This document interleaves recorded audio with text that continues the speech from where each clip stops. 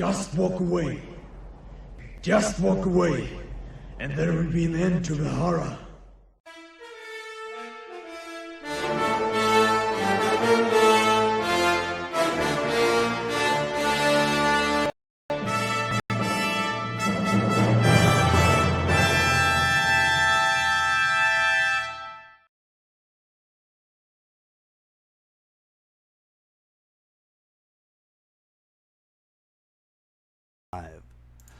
Hello, everybody. Excellent. I'm back. Me and Nick and I are back for our weekly live stream. I am Sirias. I'm doing fine. Nick, you're there. How are you doing? Howdy, howdy. All right. And we have our special guest, Paul Proteus. I think everybody remembers Paul. How are you doing, Paul? Good evening. Hi. Hello. Perfect. There. Everybody sounds good. I think everybody can hear us. I hope. I got a new mic tonight, so I went out and invested for the live streams. Nice. Nick got a new mic. Rico's in the chat. We have a couple moderators. Rico's one of them. They're wondering if you have a Patreon account. You know what? I've been thinking about it. I haven't done it yet. Here's He hasn't even spoken yet, and people already want to give you money, Paul. Damn! Come on, people. That makes me feel like a hoe. Yeah, really. Instagram hoe. Need an Instagram account. Now, my kind of feeling as far as Patreon goes is, as I mentioned before we went live, I'm thinking about redoing some of the stuff I'd already talked about, kind of with the new camera work and improving the audio and whatnot. And my general feeling is if I do that, I would really like to have about 10 videos in the can. Yeah. So that I can kind of parse them out once a week or once every couple of weeks. Because I think that's the only way that I can justify having a Patreon. There needs to be some kind of consistency. Right. So if I can start a Patreon, but I don't think it would be very effective, and I don't think people would be very happy if, I did a video once a year. Yeah. But admittedly, I have to take a closer look at Patreon. A lot of people are looking at what YouTube is doing in terms of community guideline strikes. Yeah. And they're taking it very personally, and they're feeling like YouTube is going after them, or they're going after whatever particular group they belong to. I think part of what's really happening is Google essentially wants to kind of follow a Netflix model in terms of generating money. Right. Well, they take right. You know the super chats, right? I don't have right. that. I don't have that active, but apparently the super chats is people can donate money in the chats, and then right. It comes up and it shows as a donation, but Google takes like right. a large percentage of that. Like, yeah, they do. Huge. I think they take like 45%. Yeah. So if someone gives you $100, you're really only getting $50 or $60. So yeah, you're getting 55. 55, right? Which I think that's a bit much in terms of the infrastructure that they've set up. But I think what Google is trying to do is they're essentially trying to clean house first, and essentially make YouTube quote unquote family friendly. And then I think what they will probably do next is they'll start picking channels and essentially saying, we want to make you go pro. Right. And they want to use that content to drive YouTube Red subscriptions. Right. So what they'll probably say is, you can only view it on YouTube Red. Or they'll put a lag on it so it's locked into YouTube Red for like 90 days, and then it will get released to YouTube generally. So it's not so much about politics, it's just more about money. Yeah, it's always about money. Yeah. Then at the same time, though, money and politics are pretty good, pretty healthy bedfellows too. So. Yeah, absolutely.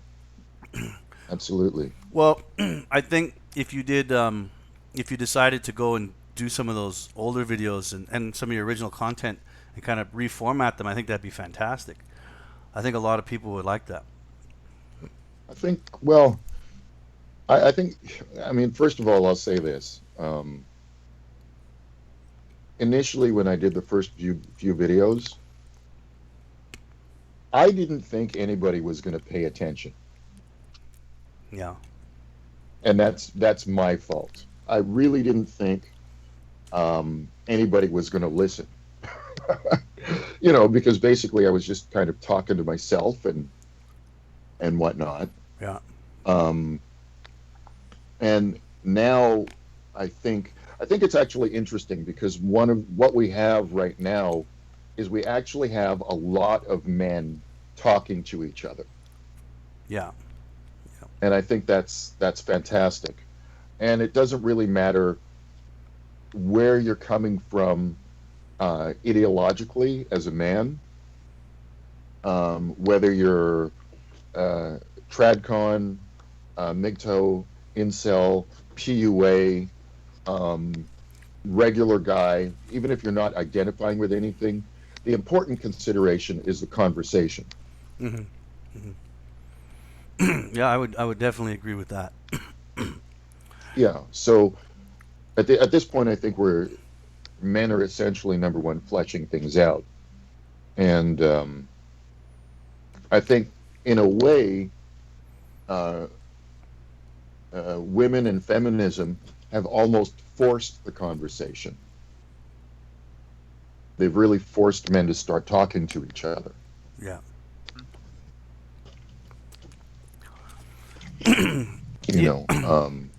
And it's funny. I don't think. Go ahead, and you can cut me off anytime because, man, I'll talk for 60 minutes.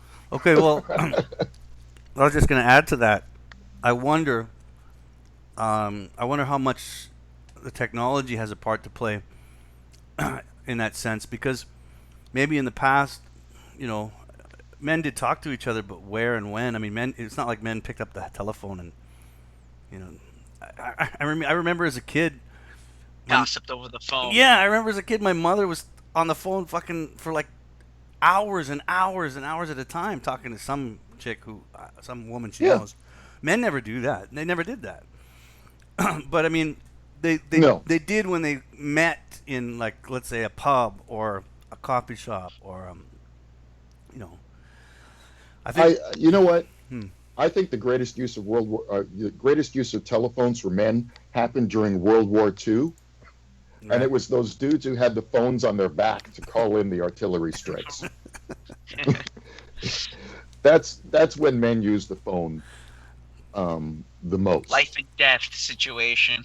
Yeah. I mean, we really don't want to communicate very much unless we're passing information.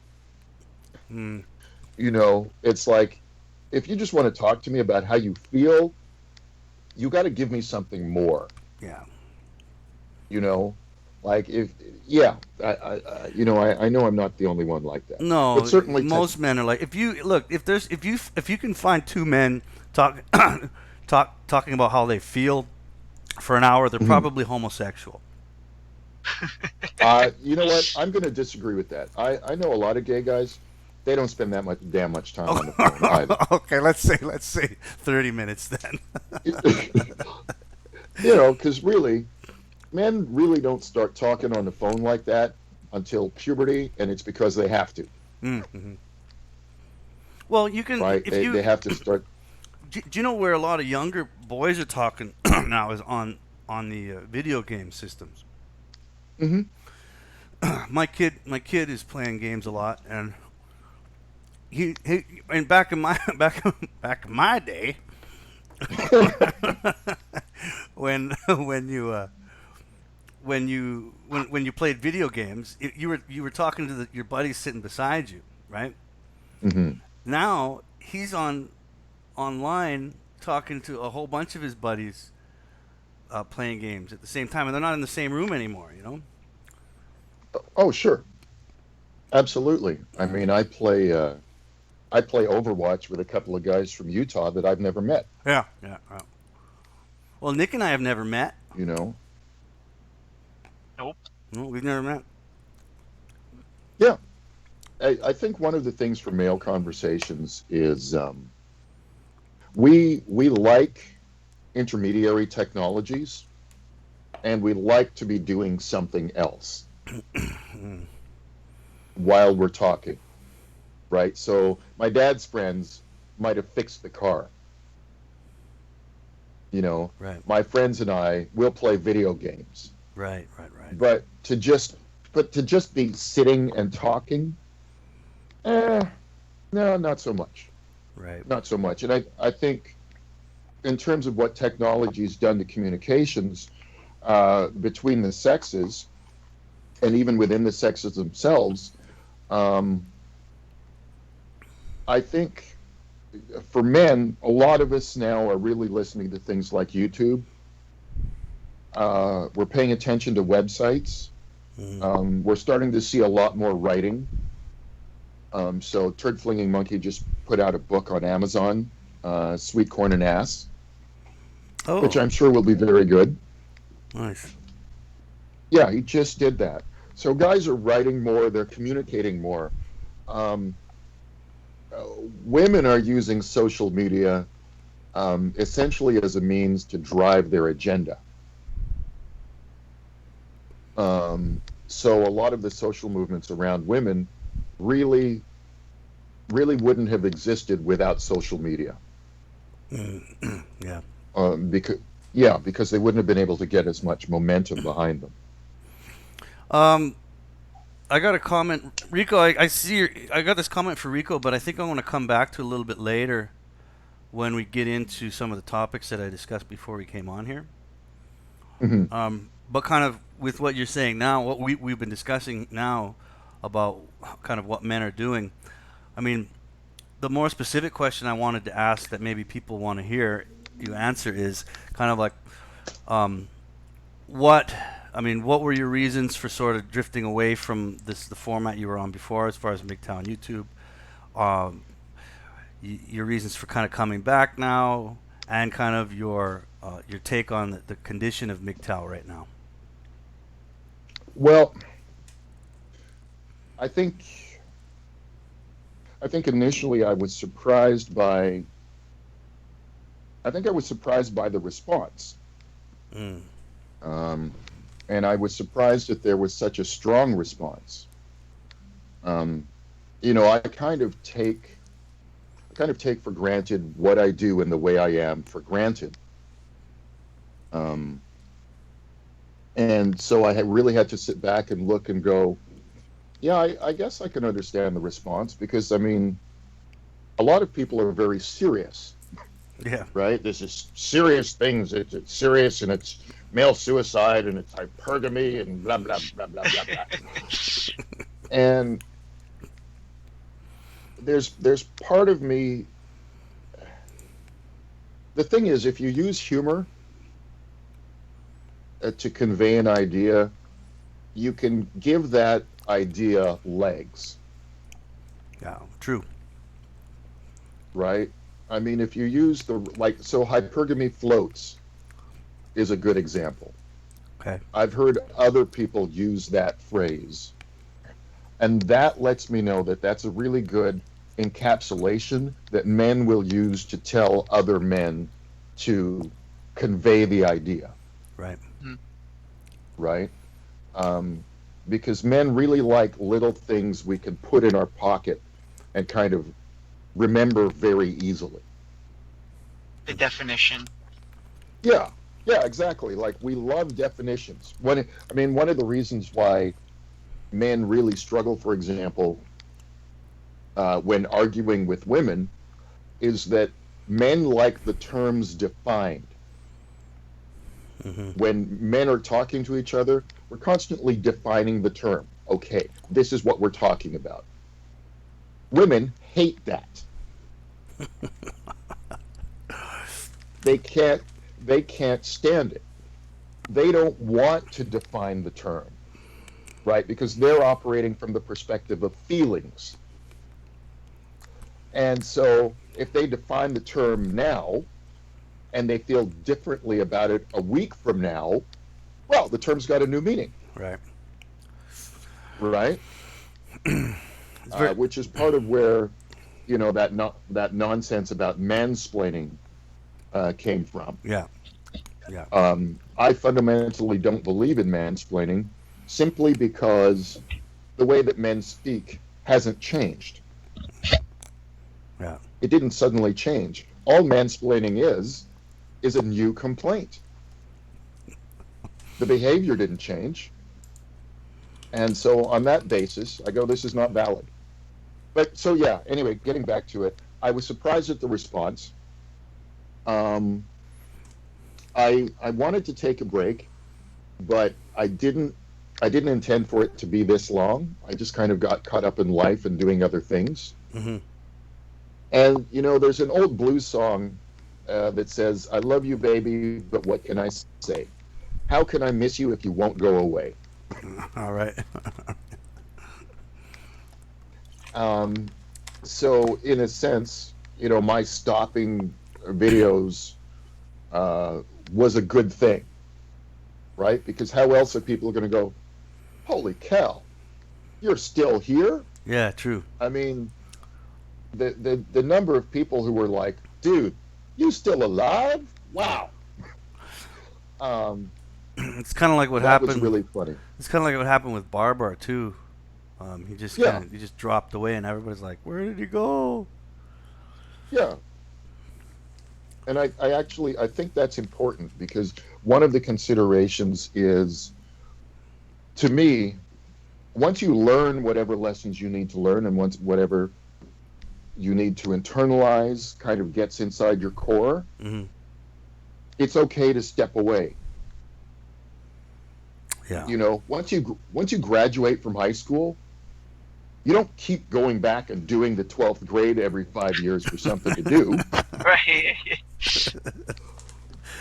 Yeah. Right? Yeah. You've got it. Move on. Yeah. As far as where it's going today, I think what is starting to happen is that the label itself, to me, in my mind, the label is unnecessary. Because it's the ideas that are important. Mm-hmm. The label is kind of a banner that people can see, and they can go, "Oh, this is where I find the content." Right. Yeah. But the ideas themselves are already disseminating out into the wider society without the banner. The great danger of MGTOW for people on the outside who are looking at the philosophy is that once other men hear about it, Mm-hmm. they may already be in that mode of behavior. Yeah. Yeah. I think that's something that that's something that I saw in the past as well when I was a part of kind of the community and making regular content. Is I saw a lot of men come in and go, "This I already know this. I've been doing this." Right. Yeah. Right. Exactly. And so on that basis, the label is becoming less and less necessary. A comparison is kind of like skateboarding. Mm-hmm. Okay, so if somebody was a skateboarder in the 1980s, that was how they identified. Right. That guy's a skateboarder. Because it was unusual, it was new, it wasn't something that everybody did. Now, way more people skateboard, but the number of people who identify as skateboarders is actually really, really small. Right. Right? Because the idea of skateboarding is just kind of disseminated into the wider culture. Which is one of the reasons why the larger media, let's call it the mainstream media, doesn't really want to touch it. Okay. Yeah. They don't want to talk about it. Right? Well, So NBC, go ahead. I was just going to say the MGTOW, of all the labels in the manosphere, the MGTOW label seems to be the one fortunate enough to get the least amount of acknowledgement in the mainstream media. MRAs, PUAs, TFLs, and now incels have all made their rounds as the boogeymen. Right. But MGTOW seems to have fallen kind of by the wayside. It came up a couple Well, times, but it's not like the other ones. no, and I think um, part of it is that it's essentially a Gandhi-esque philosophy, Mm. right? There's a great book called Bartleby the Scrivener, and for the life of me, I can't remember who wrote it. I might have to look it up. Bartleby. Um, Why does it yeah, sound maybe I'll do familiar? that right now. Did you talk to me about this once before? I don't think so. Okay, that name sounds familiar for some reason. Anyway, keep going. Bartleby the Scrivener. Okay. But essentially, the crux of the story is that Bartleby won't do what he's told. Right up until his death. Mm-hmm. His very common phrase is, "I would prefer not to." So the question is, okay, so Herman Melville wrote it.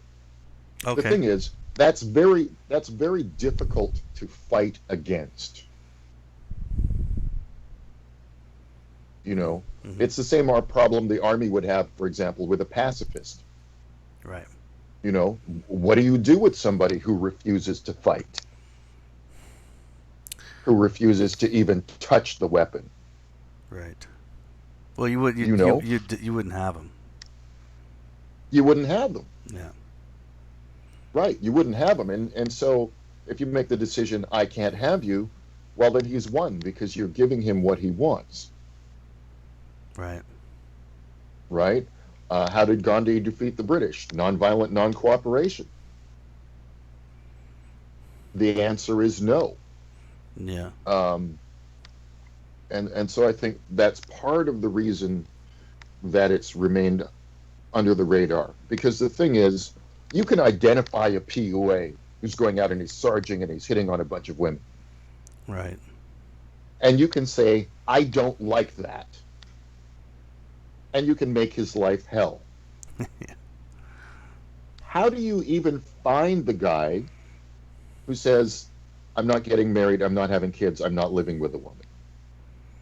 Yeah. Because there are lots of guys like that who may not be adhering to the philosophy. Yeah. Absolutely. Now I want to get into what Rico said because I wanted to. One of the topics I wanted you to address, and we are kind of getting into it as we're speaking, is the topic of incel, and it's an incel again is another acronym for a group of men and however they identify, and let's see, Rico said no man wants to admit that he ain't getting laid. And willing to examine why, and then understand it might not be him. Understanding it might not be him. And then he mentions when the van attack happened in Toronto and incel came to the forefront, the Overton window opened when the media had to address the fact that some males are worthless and worse than disposable. Now, Right. I don't know, what's your take on it? Because I discussed it a little bit with Nick Nick, was it last week we did it? No, it was Friday. Oh, okay, Friday. Sorry, that's right, because we did two this weekend. So and I honestly didn't know. I think Nick and I both didn't know very much about incel. And I had to kind of Google it a bit and find that there was blogs dedicated to it back in 2012. So this isn't something that completely just popped out of nowhere. No. But what's your take on that? Well, I think first of all, incel at its root is guys who don't put enough value on themselves, and they put too much value on pussy. Good. That's a good way of looking at it. Okay. Yeah. Um, and I can understand there's a couple different reasons why they feel that they don't have any value. So, for example, I don't think you're going to meet any 60-year-old incels. Yeah. Yeah. You might meet 60-year-old PUAs. I'm sure there's a few of them in senior citizens' homes. MRAs. MRAs, you 60-year-old know, MRAs too. Yeah. you're going to meet 60-year-old MRAs. Um, those guys do exist. You're going to meet 60-year-old MGTOW. Yeah. I don't think you're going to meet a lot of 60-year-old incels. And the reason I say that is that most of them are going to be young. A lot of them are really probably going to be younger than 35, and most of them are going to be under 30. Hmm. And the reason that I say that is that if you're under 30, your conception of the world and the relationship between men and women is one where there is nothing inherently positive about being a man. Mm. Well, yeah, and I think that's one of the things that Rico mentioned in this comic is that the media had to address the fact that some males are worse than disposable. At least a lot of males see themselves that way. Right. There, Well, it's not only that, it's work. I memean, when you're 25, you're still getting your feet wet as far as employment. You're not mhm, 100% sure on where you want to be, what you want to do. You're not making a lot of money. Especially in North America, you're somewhat of a dependent on your relatives. Whether you live with your parents or someone's helping you along. You've probably been fired. You've changed majors, and at the same time you're not getting laid, right? Mm. So right. all these factors get played in, and these guys, these incels, who I think are TFLers, they take their rage and direct it towards women and them not getting laid, and they're trying to not they don't really they can't understand what's wrong. They are not blaming themselves, but blaming the world at large. It's kind of like an alloplastic defense. Yeah, I mean, what it is to me is essentially sexual nihilism. Yeah, good. Yep. And nihilism in and of itself is very dangerous. Yeah, yeah, definitely. Um, it's an abyss. Um, I don't know how the problem will get addressed. I do actually think it's a good thing for men to understand that they are the disposable sex. Oh, they must know that. Yeah, Um, they have to know it. it's crucial. One of the important considerations is that the society at large doesn't want men to know that they're the disposable sex, Well, did because you? once you go ahead. No, no. Continue your thought first, and then I'll come in. Here's the thing: once you recognize that you are the disposable sex and you deal with that, you can now choose A, if you want to be disposed of, or B, if you are going to be disposed of, you will decide how that's going to happen. Hmm. Yeah, exactly. Absolutely. And do you know how the media has been painting this incel? Because again, I No, explain it to me because I haven't paid that much attention to it. okay. So I'm going to read from a global news article here, and I think I read this on Friday. Hmm. This is a quote from their article. What is incel? Incel is a combination of the words involuntary and celibate, a bitter nod to the fact that men who join this movement feel they are socially, but especially sexually rejected by women. They are misogynists who are often associated with the men's rights movement and believe that all women are vapid and choose mates purely based on their looks. Therefore, incels see them as inferior and believe that they should make themselves available to sexually gratify them. What? I mean, that's fucking horrible. Well, It is. So I It mean, is. this what in my opinion, this is the knee-jerk reaction of the mainstream media, which obviously has no fucking clue what they're talking about. And because they have no fucking clue what they're talking about, they have no idea that what they're saying here, because this is, again, the mainstream media, whether you want to believe it or not, is extremely left-leaning and gynocentric. Hmm. And because of that, anything that has to do with a man, the knee-jerk reaction is paint it with a very broad, evil brush. That's how they're going to react. Words like Well, that, words like I just read to you, are hmm basically going to make your average potato chip eating TV watcher hmm sort of hear that word and be conditioned to hear that word and think horrible person. yeah, And it might be fair to say that these people, these incels, as we've been discussing, that's the last thing they need. I would agree with that. I think one of the things that men in general, I think, need to understand, and that it's something that I don't think that incels understand. Men have a burden of performance. This Yeah. is something that Rollo Tomasi of the Rational Male has talked about, and I think he's right. Um, at the end of the day, women get to just show up. When it comes to sex and reproduction, women can just show up. Mm-hmm. Men don't have that option. You must perform. You must do something. That's right. This isn't just human beings.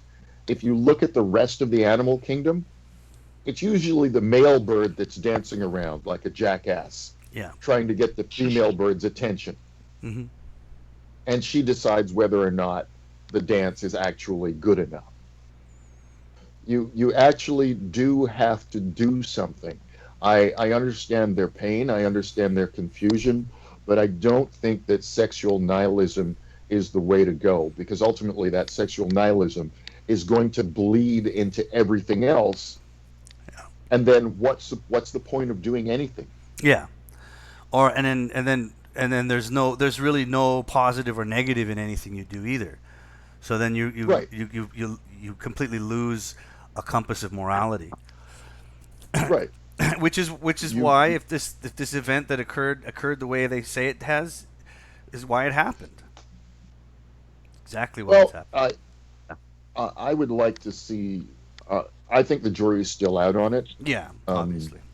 Apparently, the man had some developmental issues as well. Mm.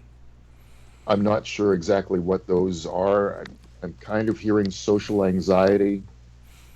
Well, let me Um, let me tell you, if men out there right now who are incel are, they're experiencing social anxiety, and their answer leans towards what you called sexual nihilism, then the last thing they mhm, need is the mass media telling them that they're misogynists mhm. and who think women are inferior. I think that's the last Yeah, thing they need to hear. yeah.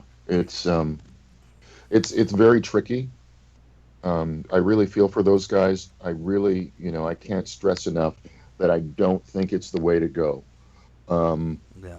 if if they have this myth, I'll tell you something. As a man, all men have trouble getting laid sometimes. Yeah, Some absolutely. men have trouble getting laid more than other men.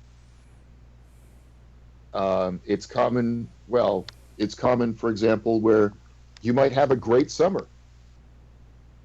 You might have what you consider to be a lot of sex, especially if you're in your 20s and 30s. Hmm. And then you might go 6 months, a year, 18 months, absolutely no sex. Hmm. And you're tearing your hair out trying to figure out what went wrong. Yeah. And it's entirely possible that nothing went wrong, that was just the way that things happened to line up. Well, I don't know about you, but when I was young, if you wanted to have a lot of sex, you got a girlfriend. Yeah.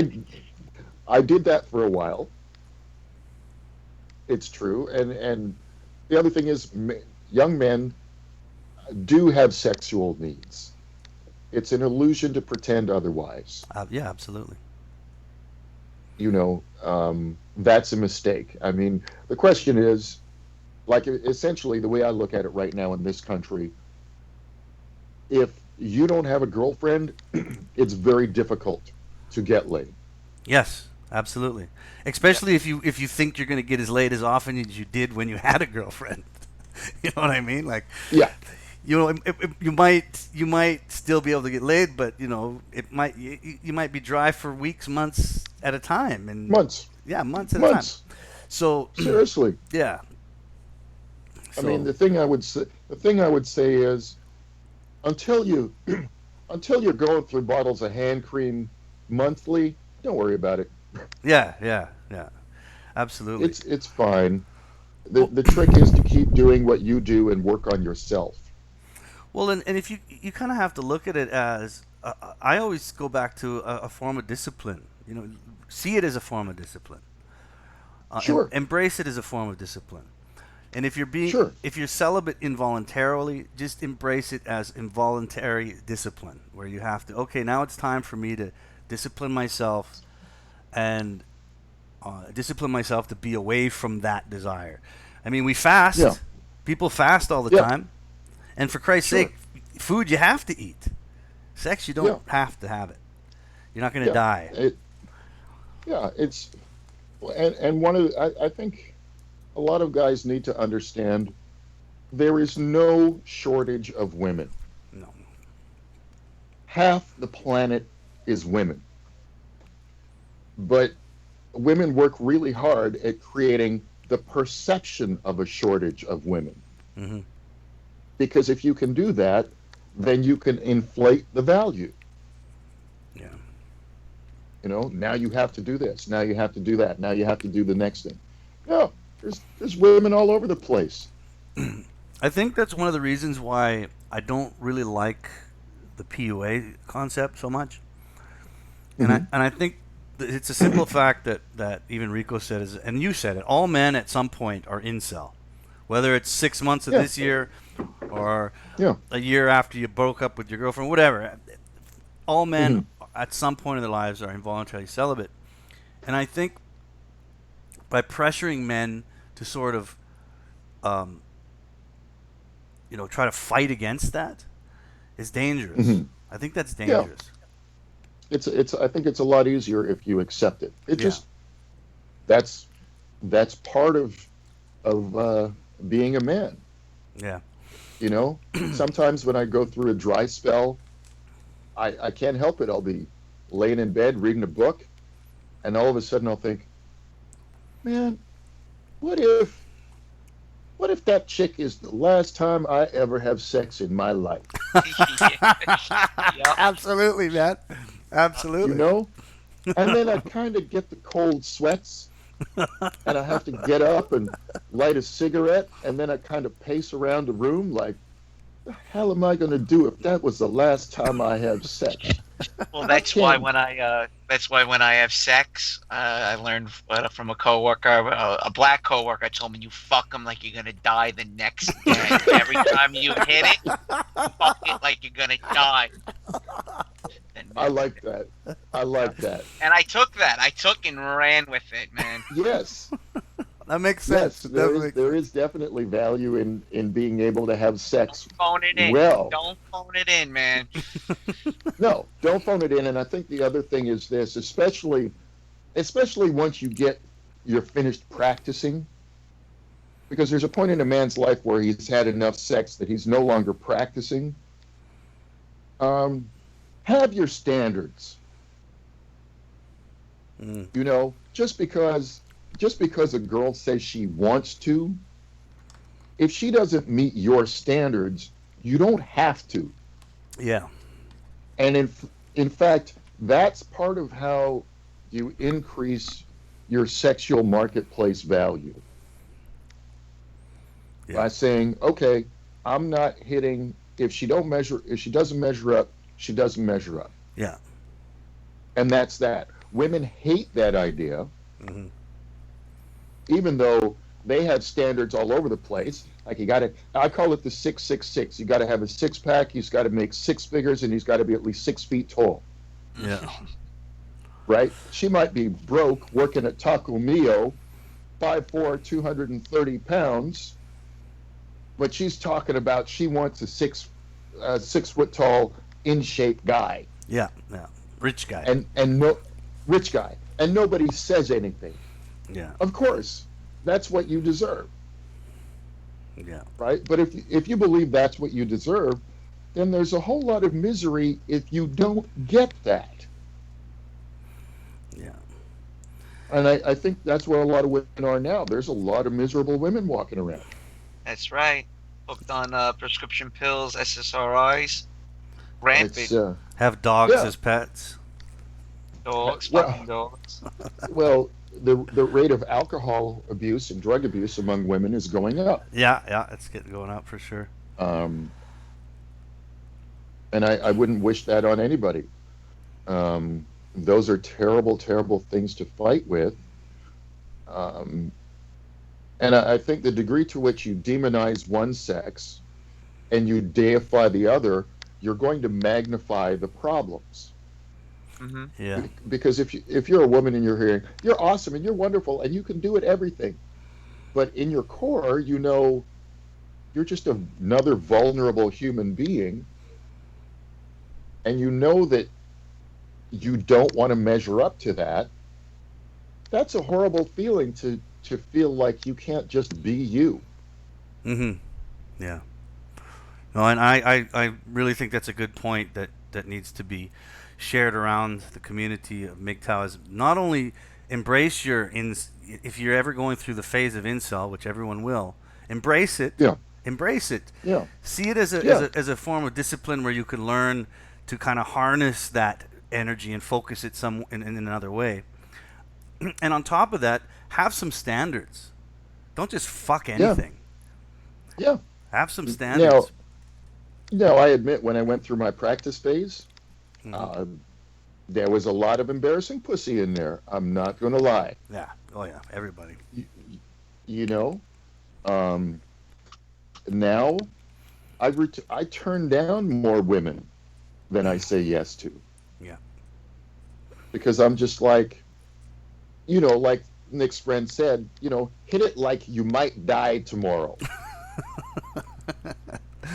I want number one, I want to be able to do that.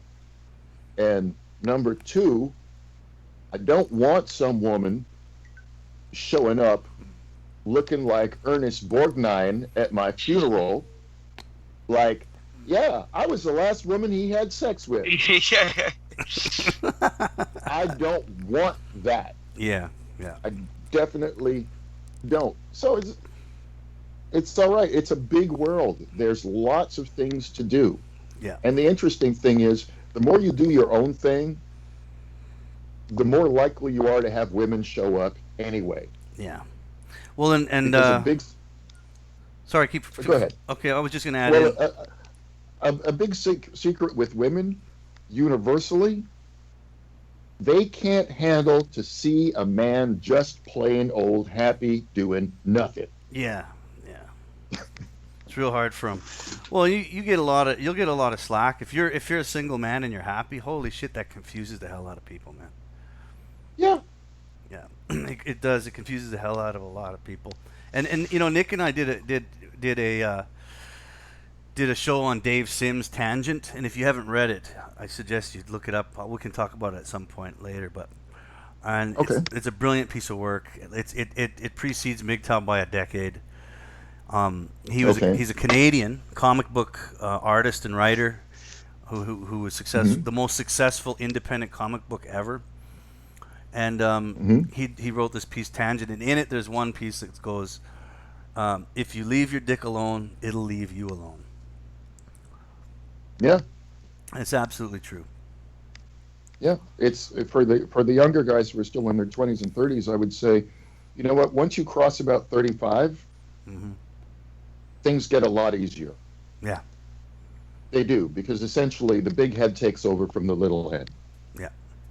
Yeah. Which is why women who are in their 30s and 40s they have a lot of trouble, some of them, attracting men. And it's kind of like, yeah, but you missed that window. Yeah. The time to get a man's attention is when he's 25, not when he's 45. Yeah. Yeah. You know, and at 45, I just want to keep doing what I'm doing. Yes. Yeah. Absolutely. I took, and it took me a long time as a young man to learn how to say no to women. Hmm.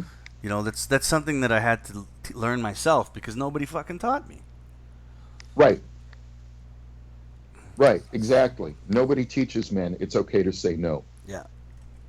And then, in fact, sometimes it's preferable. Yeah, absolutely. You know, Sometimes it's life saving, for God's sake. yeah. Yeah. Like, what am I? Like, sometimes I'll be talking to a woman that I've just met, and eventually they'll ask me what I do.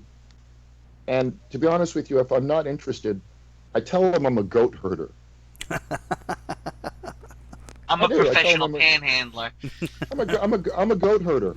Yeah. And they're like, a goat herder? What are you talking about? I'm like, I'm working right now. You see any goats? You know? Fuck. But the reason I do that is if you don't want the job, just go ahead and fail the interview, Yeah. Yeah. right? When she's asking you, what do you do, where you work, where you drive, blah, blah, blah, blah, blah. If you're not interested, fail the interview. Yeah. You don't have to tell her no right away, so she can throw a banana daiquiri in your face. Tell her you're a panhandler. Yeah. Tell her Professional. Okay. a professional panhandler. Tell her, I've told women I clean office buildings for a living, and then Right. they never talk to me again. Right. Yeah. That kind of brought back memories Right. of that brought back memories of our original chat with Brah, what do you do? Yeah. Well, and that's one of the other things that surprised me is that I've heard other people use that very same line. Yeah. Yeah. And at the time, I thought it was a little throwaway, but I've heard Stardust use it. I've heard TFM use it. I think John Nada's used it. There are a lot of people doing some really good things. I mean, one of my favorites right now is Human. Yeah. Human's content is remarkable Yeah. because his focus is really on do what you do to make your own life better. Yeah. Yeah. I've listened to a few of his stuff. No. Not a lot, but his content is good. It's very good. Mhm. So let me see. You had mentioned before we went live, you wanted to know my opinion on the Bill Cosby situation. Yeah. Before we get into that, there was one more incel thing Yeah. that Rico dropped, and I thought was interesting is that you don't have to be single to be incel. There's a lot of married men that No. aren't getting laid. Exactly. Exactly. Yeah, I just wanted to drop that in there because you might think that you got it bad because you're some I don't know 25-year-old guy and you're not having luck getting women or getting laid. You don't have a girlfriend. Well, think about all the poor married men who aren't getting fucking laid. That's supposed to be some kind of guarantee. Which in a sense is even worse. Yeah. It's like being at the buffet and you forgot your wallet. You're so close to it, but you can't do it. Yeah. That's really sad. Really, really sad. And and there's a lot of different reasons for it, but it does happen. Sure. But Sure, absolutely. anyway, yeah, let's get into Bill Cosby. I wanted to drop because that was kind of recent, and again, like the incel incident with the in Toronto, Mm-hmm. which is a horrible event. If everything went as the media Of said, course. a horrible event, and then it turns out that the guy is identified by some moniker that identifies men, and then men in the media are again painted as just it's just another horrible attack on men, and then before that you've got what happened to Bill Cosby, and you're familiar with what Right. happened, right? Right. Yeah. Right. Yeah. Yeah, I am. And I mean, for anybody who doesn't know, I started poking at stand-up comedy when I was a teenager, Okay. and Cosby was a big influence on me. Ah. I mean, I remember seeing Bill Cosby live when I was, I think, 7 or 8. Oh shit, eh? You know, yeah, my parents took us to see Bill Cosby. So you know what? Actually, no, I might have been a little bit older. I might have been 9 or 10. So I don't know if I'm familiar too much with his stand-up stuff because I mean I think most people are familiar with him from. Oh, he was great. Was he? Because He yeah, was great. Oh my God, yeah, he was good, eh? yeah. Yeah, Bill Cosby. Uh, Regardless of what happens to Bill Cosby as far as the scandal and court cases and et cetera, his place within the pantheon of stand-up comedy is secure. Mm. He's an absolute giant. Well, I heard they're gonna pull Um, his star from the Hollywood Walk of Fame. Oh my God, are you serious? Yeah, Wow, they really. they're gonna Wow. dig it up, man. So that even if they do that, it it won't remove the fact that Bill Cosby is an incredibly funny man. yeah. Um, I think in the long run, this is one of those situations where um, women may feel like they've won the battle, but it may lead to losing the war. And the reason I say that is essentially what I think has happened to Cosby is that we've applied today's standards to yesterday's behavior, Mm-hmm. which is almost impossible to defend against. Yeah. You know, it would almost be like being an 80-year-old man who doesn't drive drunk, which you Right. did in the 1960s because that was what everybody was doing, Yeah. because there were no laws against it. And one day you get a knock on your door, somebody saying you drove drunk from a birthday party in 1965. Here's your DUI. Yeah. Yeah. Retroactive punishment. That's insane. It's it. Yeah, it's a retroactive punishment. The reason it may lead to losing the war is that if you're a man and you have a brain in your head and you're concerned about your future, the only way to defend yourself against a retroactive punishment really is to not perform the action in the first place, Which is impossible. which is it's not impossible. It means that men will become more selective over time about the women that they choose to engage with. Okay, yeah, true. I mean, if you're talking about the specifics of what is the retroactive, and it has to do with engaging with women, then yeah, Mhm. you're right. Men of today, I mean, obviously, people that didn't understand it in the past, they're fucked because they've already committed to those actions in the past. But Right. it's definitely going to change the actions of the present, where, I mean, I heard a guy say, what was it? He was like, I was thinking about getting in, kind of getting back into the dating scene until I saw what happened to Cosby. Yeah. So I'm done. Yeah. just made up my mind. I'm done. It Exactly. chose for There's me. there's yeah, there's you know, I mean, it's interesting. Part just as an aside, one of the things that's happening is there's been a lot of talk about sex dolls in the last year or so, especially, Yeah, right. and a lot of women are really upset and sex dolls this and sex dolls that. I personally don't think sex dolls is a big deal, really, Yeah, because men have been just fine with just their hands for decades. yeah, yeah. You know, I mean, there's the odd guy who might get drunk and bang a ham sandwich when he gets home, but that's rare. That's really rare. You know, we Yeah, can deal with just our hands. We don't even actually need a sex doll. yeah, yeah. And my biggest problem with a sex doll is it better come with like a half a dozen removable pussies and a pussy dishwasher.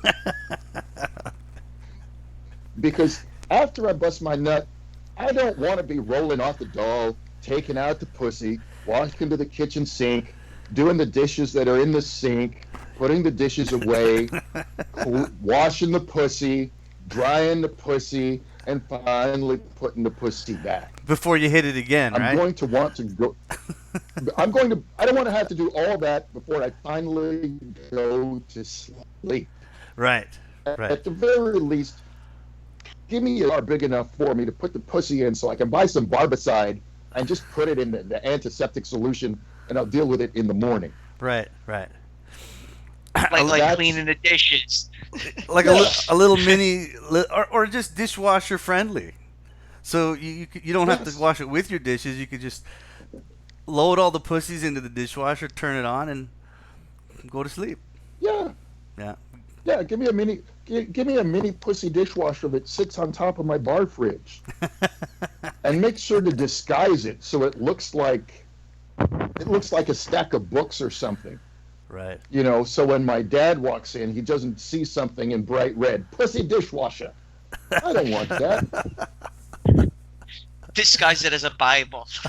Disguise it as a Bible. Do something. Make it look like a computer. Read the Old Testament, pops. Yeah, So that's my thing right now against pussy or against sex dolls. And the other thing is, where would I put it? Right. Because obviously, if somebody comes over, I don't want the doll in the bed. Right. What if I was banging the doll over the coffee table the night before? I don't want them to come in and see the doll's butt cheeks glistening. That's a real problem. Yeah, right. That's a real concern. So please sell me something like a high school gym locker that I can put the doll in with a combination. Right. Lock it away when you don't need it. Lock it away. Yeah. Yeah, but getting back to Cosby, one of the things with Cosby is when it comes to television and TV shows, Cosby was actually the last patriarch. He was the last guy that we saw on television via the Cosby Show who was a competent male head of the family. Mm-hmm. Yep. Good point. Yeah. After that, it was Homer Simpson and everything related. Homer Simpson and Ray Barone. Yeah. Kevin James. It was Breaking Bad. We haven't seen a competent male father role model on television since. So, in fact, the hunt against Cosby could almost be viewed as symbolic as well. It probably is, man. Yep. People are saying that it probably is. Like, this guy was targeted for a reason. Because you can't prove anything that they say happened. It's impossible. It happened too long ago. There's no physical evidence. You can't prove beyond a doubt.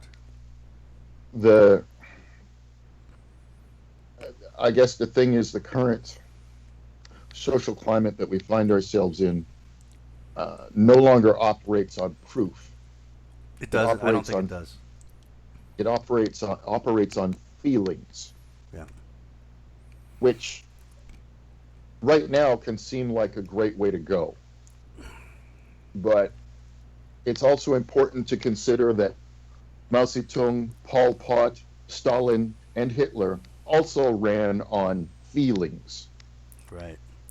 Well, it seems like Marxism is sort of a platform. Marxism leading to communism. Those things are kind of a platform that you need feelings to inspire that change, because you need the proletariat and the bourgeoisie. You need the oppressor and the oppressed, and you have to Yes. kind of stroke the coals of those emotions in order for it to happen. Right. It's not a movement based on reason and logic, for sure. No, you're absolutely right. It absolutely needs an us versus them. There has to be a them. Yeah. In order for communism to kick into action. I think it was Karen Strawn who said that feminism is just Marxism in panties. Yeah, yeah. I think she's the one that said that. Ideologically, they're very close together. Whether or not Cosby is actually going to go to jail, I mean, remember the man is 80 years old. Yeah. Um, It would be remains to horrible. be seen. It would be horrible if they did that. It's gonna happen. Well, let's see if an appeal happens. I don't know. Yeah, there's still a chance he won't. I'm not really sure where it will go from here, and I think that overall it may do things that the women are not ultimately going to be happy with. Well, Because go ahead. he was on, and it was mentioned in the the comments, and Just Me said it too, where he wanted to buy NBC, and we kind of went over that as well, and that may have played a part. You have this positive male patriarch whose fortune he made being funny as a dad, as a competent father. Now he wants to use that to kind of invest in NBC, a huge conglomerate, media conglomerate. Right. So. Right, which would scare the hell out of a lot of people. Yeah. Because what's he going to do? Let's say Bill Cosby owns NBC. Mm-hmm. There are a lot of people who wouldn't want to see competent male role models on television. Especially a black one. Yeah, especially a black one. ones. Yes, that's right. Definitely don't want that.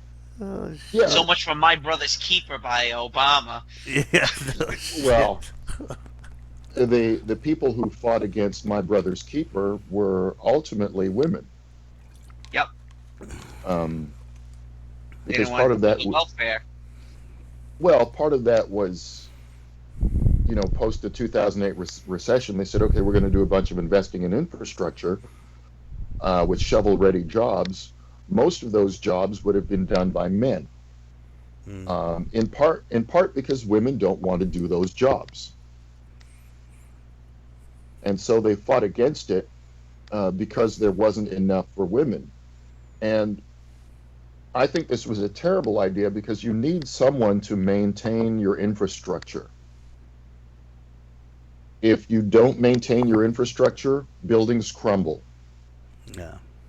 Bridges collapse. Levees break. That kind of stuff has to be done if you want to maintain functioning infrastructure. Yeah. Agreed. So Cosby, we'll see. We'll see. All the way around, it's a tragic situation. Yeah, because growing up, I always kind of understood the concept of justice as like evidence, proof beyond a reasonable doubt, right? I mean, right.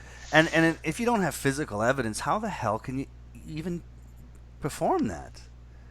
Well, I mean, by comparison, dealing with murder is easy, right? Where's the body? Right. Bring me the body. Right? There is an actual body. There That's is right. somebody who's dead. Yes. That can be examined. Justice deals with that very well. It deals with property very well. It doesn't deal with sex very well. Yeah. Because sex is something that's essentially that everybody does. Yeah. Where something illegal isn't said to have been performed until someone says something illegal is said to have been performed. Yeah, that's right. And it tends to attract a lot of fetishism as well. Yeah. Hang on a sec. Okay, there we go. Just had to send somebody off something. But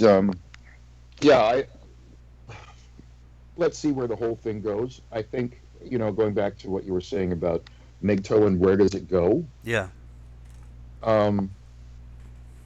Overall, I think we're on a positive trajectory because I see more and more men focusing on making their lives better. Yeah. There are still guys who have to go through the red pill rage. Yeah. But as the information disseminates throughout the society, I think for a greater number of men, that will be less severe. Right. So when I meet a guy, I've met guys and say, "Oh, my girlfriend just broke up with me." One of the first questions I ask is, "How old is she?" And it's amazing how many times the woman is between 27 and 31. Right. Mm-hmm. Right? Mm-hmm. And so what's going on there? It's not the man's fault. She's about to hit the wall. Her eggs are about She's to got to fall make over moves. dead. She's got to make moves. She's got to make moves. Yeah. Right. And if you're with her and you have no desire in pursuing that kind of line of reproduction in marriage, then she's going to dump you. Or if you are and you fall below her hypergamy level, then she's going to dump you. Yeah, it doesn't even matter. Your opinion doesn't actually matter. Her opinion at that point in time is the only one that matters. Right. Because legally, she's the only one that decides what happens once a pregnancy occurs. Yeah. Right? She makes that decision unilaterally, which is something that a lot of guys are still blind to. Yeah. A friend came to me and said, "Oh, my wife is pregnant again, but we sat down and we had the discussion and we decided we're going to have the baby." Mm-hmm. And I said, "Well, that whole discussion was a polite fiction, because in truth, she makes the decision on her own. She was only having the discussion to gauge how much you were going to help her with the child if she decided to keep the baby. Right. If she wants to keep the baby, you can say no till you're blue in the face. She's having a baby. Mm-hmm. There's nothing you can do." But overall, I do see men working hard to improve their lives. The focus is shifting away from, generally talking about women to men talking more about themselves. Yeah. Yeah. Which is awesome. I think that's fantastic. Yeah, I do too. You're right. The shift from talking about women to talking more about themselves. Yeah. I stepped away from being active online for a good year, maybe year and a half before I started coming back with these weekly shows, which allowed me to kind of keep my finger on the pulse of it, talk about issues I find interesting, and give me something to do on a weekend. So I see MGTOW still plugging along as far as it is as a presence online. Yeah. I think platforms are changing quite a bit these days. I think YouTube and Facebook have a shelf life for this kind of content, and we might be hitting that soon. Oh yeah, I think in some ways, to me, Facebook is already dead. Yeah. If I didn't have to use it for messaging, I have 3 or 4 friends that refuse to message on anything else. Yeah. I basically just keep it for messaging, and every once in a while, one of my friends is in town, and that's the easiest way for them to track me down. Yeah. And fair enough, but at some point, I think probably starting with Gamergate, the ability to say something on Facebook without offending or upsetting someone else was badly damaged. Mm-hmm. And that was the point where I said, okay, Facebook is pretty much dead. I mean, I'm a funny guy. I try to be a funny guy. Some people might be like, "You ain't funny, motherfucker," and fair enough. But it's very difficult to be funny without hurting somebody's feelings. Oh shit! No shit, eh? And who doesn't understand comedy? Women. Well, that is funny to me. That's funny to me. see? What's that supposed to mean? No, I'm offended. I'm offending. You know, Well, I mean, and one of the things I like about men, one of the things I like about this whole discussion, honestly, men are hilarious. yeah. Hello? Men are so funny. Yeah, I can hear you. I can hear okay. That's part of the reason I keep listening to so much of this stuff because men are absolutely hysterical. you. Yeah. They really, really are. So many times I'm like, I can't believe he just said that. I like that. A lot of people don't like that. Even stuff that I might personally find offensive. Sometimes I'll be laughing, going, I don't even want to be laughing at it, but God damn it, the man has a point. Yeah. Yeah. Sure. And to me, that's good comedy. For other people, that's a reason to try to get somebody fired. Yeah. Well, there's been a lot of talk among talking heads in social media who are Hmm. sort of known as comedians, and Hmm. they're talking. There's a lot of talk about how comedy is under attack Sure, in the sure. modern age of, I don't know, social justice. Yeah, and that was one of the reasons as well that I decided to take a bit of a break was because I said, okay, I have to see how this thing shakes out. Yeah. You know, ultimately, you really can't kill comedy. No, but they're That trying. They're trying. It's a failure. It'll I, fail. you know, that's you had decades of communism that still produced Alexander Solzhenitsyn and the Gulag Archipelago. No. And That's you didn't think part, they laughed in the when they were in the gulags? Of course they laughed. of course. Even in the worst situations, they still found, human beings still find comedy. Yeah. Yeah, Yeah. yeah, absolutely. Um, that's something that you can't take out of human beings, and in fact, when you try to repress it, um, it will spring back, Yeah. and it'll spring back even harder. So we'll see where it goes. I think the next couple of years are going to be interesting. Yeah. I mean, And again, like I said, I see MGTOW shifting away from YouTube. Um, and that's not a bad thing. I mean, if all those people that have been, giving advice and putting out content are now just living those lifestyles in the real world, that's great. yeah, That's Yeah, fantastic. You know? sure, for sure. well, ultimately, it is about living life in the real world, and I think part of what's happening in terms of social media is that I think I think men are kind of quietly stepping back from social media. It's Mm. already established that women use it more, but men are starting to use it less. Yeah, that could be true, man.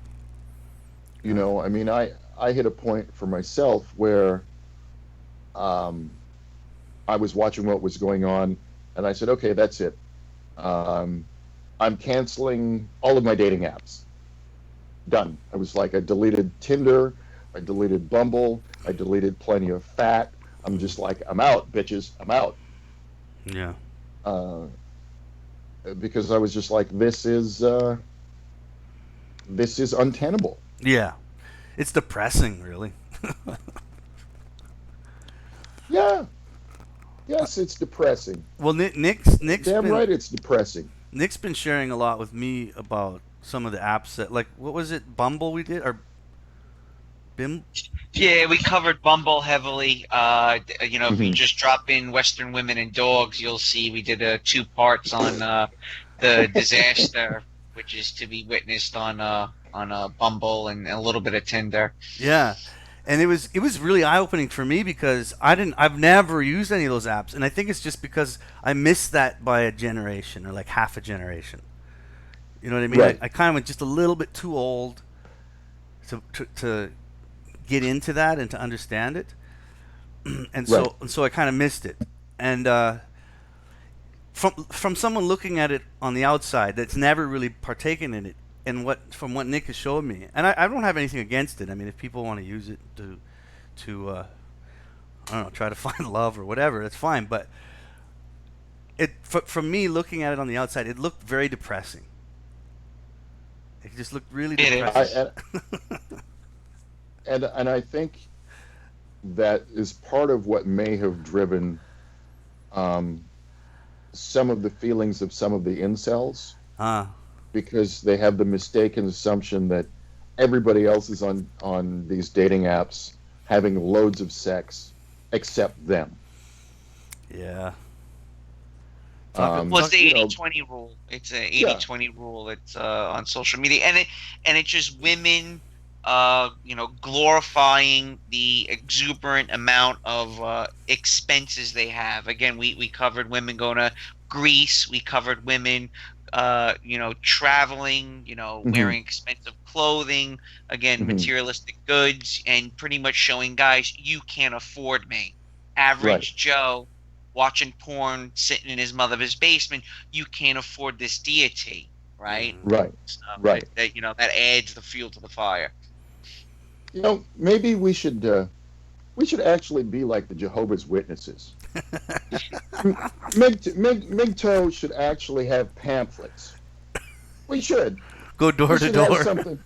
We should have something like the Watchtower, right? And you just pick a neighborhood and you just knock on the door, and you just be like, "Excuse me, ma'am, have you got a man living in your basement?"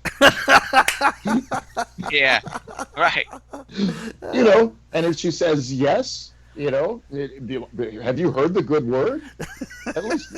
Well, it's funny Paul. It's funny you mentioned that. You do know in Japan they have young women knocking on men's doors. The government has sponsored women to go around to where these men, forget what it's called, hikikimori, men that just don't leave their houses for 6 months to years on end, and they send young women in to try to, talk them out of their state of psychosis. But that doesn't help. I mean, she's being forced to go and visit this young guy that she doesn't want to see, right? And that's not the answer. But you can see the state of Japan where it's gone so far in that direction, where the government's got to pay 24-year-old girls to knock on guys' doors to to comfort them. Well, what we need men knocking on the doors to open their eyes, not not comfort them. I like that idea, man. I think that's exactly what we need. I went to Japan. Japan was an awesome country. Mm-hmm. It was truly amazing. I had a really good time, and if I get a chance to go back to Japan, I will. And I've never seen such an organized society in my entire life. Mm-hmm. It was just amazing. I was talking to somebody, I had to take the train here or there or wherever, and they said, you don't have to pay attention to what time the train comes. And I said, what do you mean? They said, for the whole year, Japan's entire transit system, keeping in mind they move 8 million people a day, the yearly drift is 7 seconds. Right. You just have to be there, and the train will be on time, because that's what it does. Yeah. Well, they're world renowned for that. Yeah, it was absolutely amazing. If you want to experience the absolute opposite of that, go to Southeast Asia. Mm-hmm. Everything is late. Nothing is ever on time.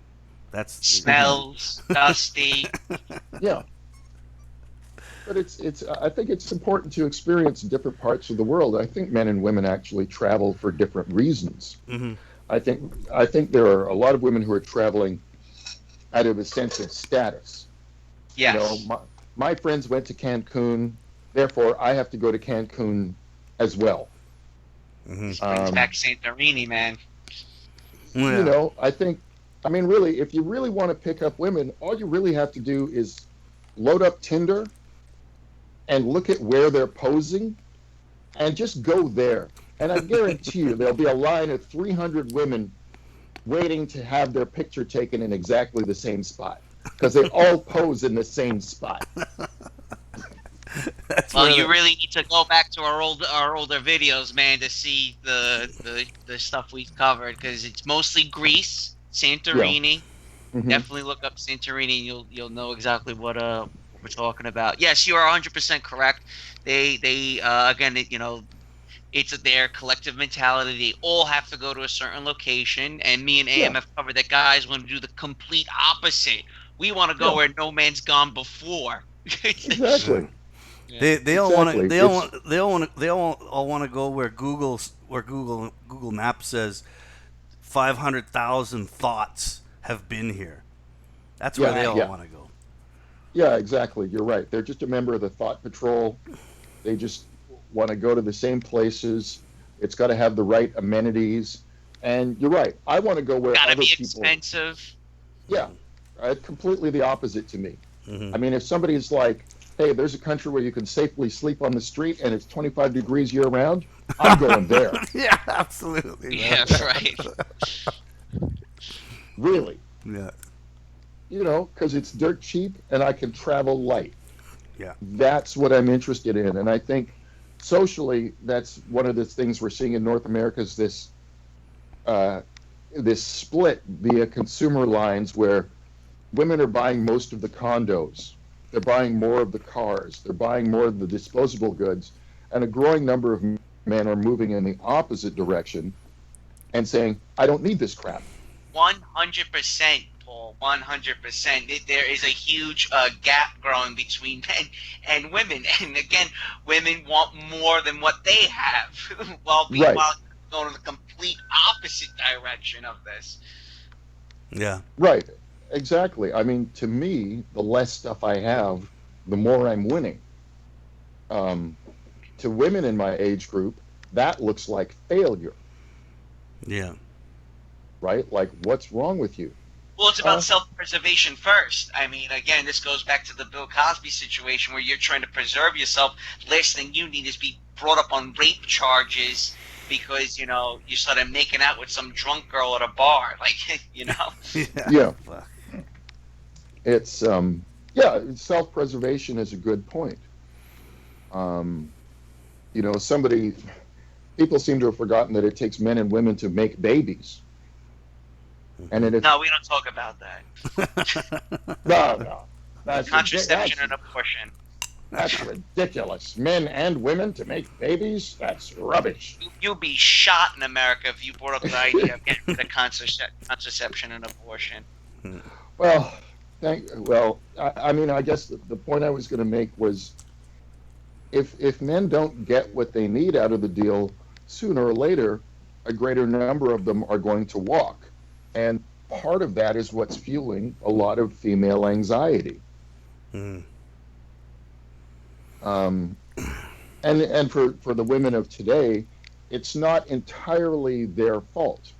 They haven't been the one. If you're 25, you haven't been getting divorced for the last 30 years. It's other women who've done that. Right. But now you're the one that's paying the price. Right? And it also leads to a situation where if men are concerned enough about losing everything via divorce, then they don't want to get married. But the situation is even worse in that they don't want to make themselves marriage ready just in case. They're looking at it very pragmatically. So once a guy makes that decision, combined with the fact that he doesn't need much, there's a lot of guys who, if they make $60,000 a year, they're happy. Yeah. Yeah. If they make 40, they're still happy. Yeah. If they make 25, they're still happy. Yeah. Women hate that because when they're ready, they don't want to find a guy who's making $25,000 a year. No, and it's because they are conditioned to believe they don't have to add to that income to make themselves Right. happy. Right. Which is one of the other things that is happening, and I think I'll probably do a video on it. For the last 2 or 3 years, I really see men saying, But this equality thing, it's not making sense, right? And the problem is men are looking at equality from a mathematical perspective, Right. right? They're going, okay, you complained about post-secondary education. Well, in the 1970s, 60% of the students were men. And you said, that's not fair. Mm-hmm. Now you fast forward, 60% of the students are women, and the men are saying, okay, but this isn't equal either. And the women are like, no, no, no, it actually needs to go higher. Then it'll be equal. And it's like, but that's not mathematically equal. But the thing is, women are basing their equality on their feelings, on whether or not it feels equal. Yes. No, yes, absolutely. Right? Whether or not it's mathematically equal is in their minds completely irrelevant, Mm-hmm. because that's not what they're talking about. Well, and Which is why. that's Go ahead. that's why it's always talked as a double standard. Whether Right. anybody that kind of promotes himself as sort of being anti-feminism or anti-left or whatever, they equate that to a double standard. Right. Yeah. Right. But the women don't see it as a double standard unless it's a negative. That's right. That's right. Right. So For them, a negative for them. Yeah. Exactly. Exactly. So when the men say, well, don't you want equality when it comes to garbage men? 50% men and 50% women? The women will look at the men like they're absolutely insane and complete idiots. Because it's like, no, that's not what we're talking about. We already have the advantage, therefore it is equal. Which is Right. why they keep talking about, we want more female CEOs. Because that will feel more equal. Yeah. Right? Or suicide is a good one. Men will say, more men commit suicide than women. And it's not that we want more women to commit suicide in order for the numbers to be equal. We just like to figure out how to bring the male suicide number down. This is a big concern. Yeah. And the women's reply is usually, but more women attempt suicide. Oh God. Now And but that number too isn't even true, because it depends on what they mean by attempting suicide. A woman taking a couple pills for attention is not a suicide attempt. You see, but They in don't their have mind, numbers. They don't have numbers to measure that. yeah, but if you're basing your thoughts on equality, you're not basing it on mathematics, then you don't need numbers. Yeah. The numbers are irrelevant. And in fact, if, let's say a woman took 2 Advil, right? She drank a cup of chamomile tea and 2 Advil and said, that's it, I'm committing suicide. Even if it was physically impossible for that to kill her, that still counts, because she says, I was attempting to commit suicide. Therefore, it counts. Yeah. Right? Because even in suicide, the reason why men die more is because they pick methods that are mathematically more likely to kill them. Right? They prefer guns or hanging, that kind of stuff. Well, it's Right. also if an attempted suicide is just a cry for help, and it's pathetic. If you really want to kill yourself, you'll kill yourself. You don't attempt it, you do it. But this You don't attempt. You do. that's why that number is bullshit. It's like there is no way to measure attempted suicide. There's no way to it's measure very it. difficult. Yeah. You could measure some of it. I mean, if somebody shows up at the hospital and you say, what happened? And say, I wrote a suicide note and I drank a bottle of vodka and I took a bunch of Percocets. Yeah, you could reasonably infer that person was trying to kill themselves. Still not very objectively though. No, but again, for the women's purposes, it doesn't matter. It doesn't matter. Yeah, true. Right? It's not about what the actual mathematical number is. Mm-hmm. Which again, it kind of comes back to what I was saying about when you're arguing with a woman, Mm-hmm. when men are talking, men like to define terms, right? Women hate that because the terms are based on feelings, right? I met a woman a couple weeks ago, blab blab. I was out somewhere, whatever, and I don't know about where you are, but where I am, polyamory is very popular, right? This whole polyamorous Yes. thing that's going on. And this okay, wait a second. I don't know much about it, but I understand the concept. Correct me if I'm wrong. Again, this is not to do with marriage, but relationships where people Yeah. are having more than one romantic relationship at the same time. Right. Okay. Right, exactly. I mean, to me, polyamory is just swinging rebranded. In the 1970s, people were Swinging, yeah. swingers. Yeah. Right. It's just been rebranded. Yeah. But I met this woman and she blab blab and have you got a boyfriend? Oh no, he just moved. He moved to wherever he moved to. But we're polyamorous. I'm a hoe. And while a lot of other guys that would have been an open door, for me I was like, nah, Yeah. no. Well, It only counts as polyamory if I hear it from him Yeah. and you Right. at the same time. If I just meet your monkey ass on a Saturday night and you say you're polyamorous, I'm not budging. It's like she might as well just say, I'm a straight up whore and I'll fuck anybody. No. I didn't want to hear that either. I mean, I was the best looking motherfucker in the room. I mean, obviously the woman had good taste. Right.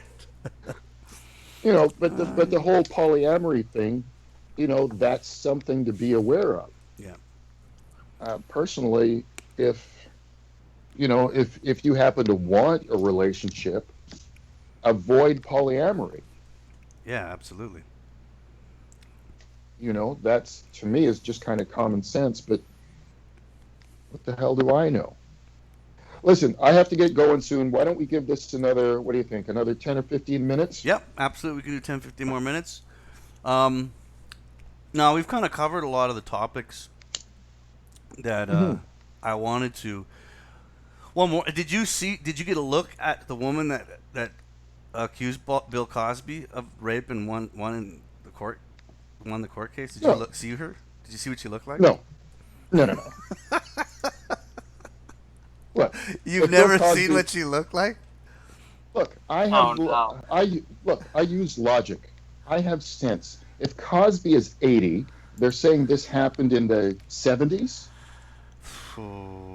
Her case wasn't as old. It was So they're saying 2005, happened in- 2004 with this chick. So that's only 2000. yeah, 2004. No. No, I don't need to see it. Yeah, okay, are you sure? Because I can put it. I'm gonna put it in the. No. Mm-mm. No. Well, I want to sleep peacefully tonight. okay. Well, let me read you the headline: Andrea Constand, the lesbian accuser who took down Bill Cosby. Ah, okay. Yeah, All right. Doesn't want to see it, but it's frightening, man. It's really frightening, and you have to think did Bill Cosby have to drug that woman to sleep with her? Really? I think the thing to remember is a lot of people who have money take drugs. Oh yeah. The question to ask yourself, because I mean, did people say that he put something in her drink, or Yes. did he give her drugs? He put something in her drink. Yeah. My question is, why would a man worth millions of dollars have to put something in her drink? I mean, if I was worth millions of dollars, I don't have to put anything in your drink. You just have to walk into the house. Yeah, absolutely. That's all you have to do. No, I'm not looking at a picture, man. I love myself too much to do that. Well, yeah, exactly. I mean, that's what we that's the conclusion we came to when we discussed it earlier. Is like, would Bill Cosby need to drug this woman? Hmm. Right.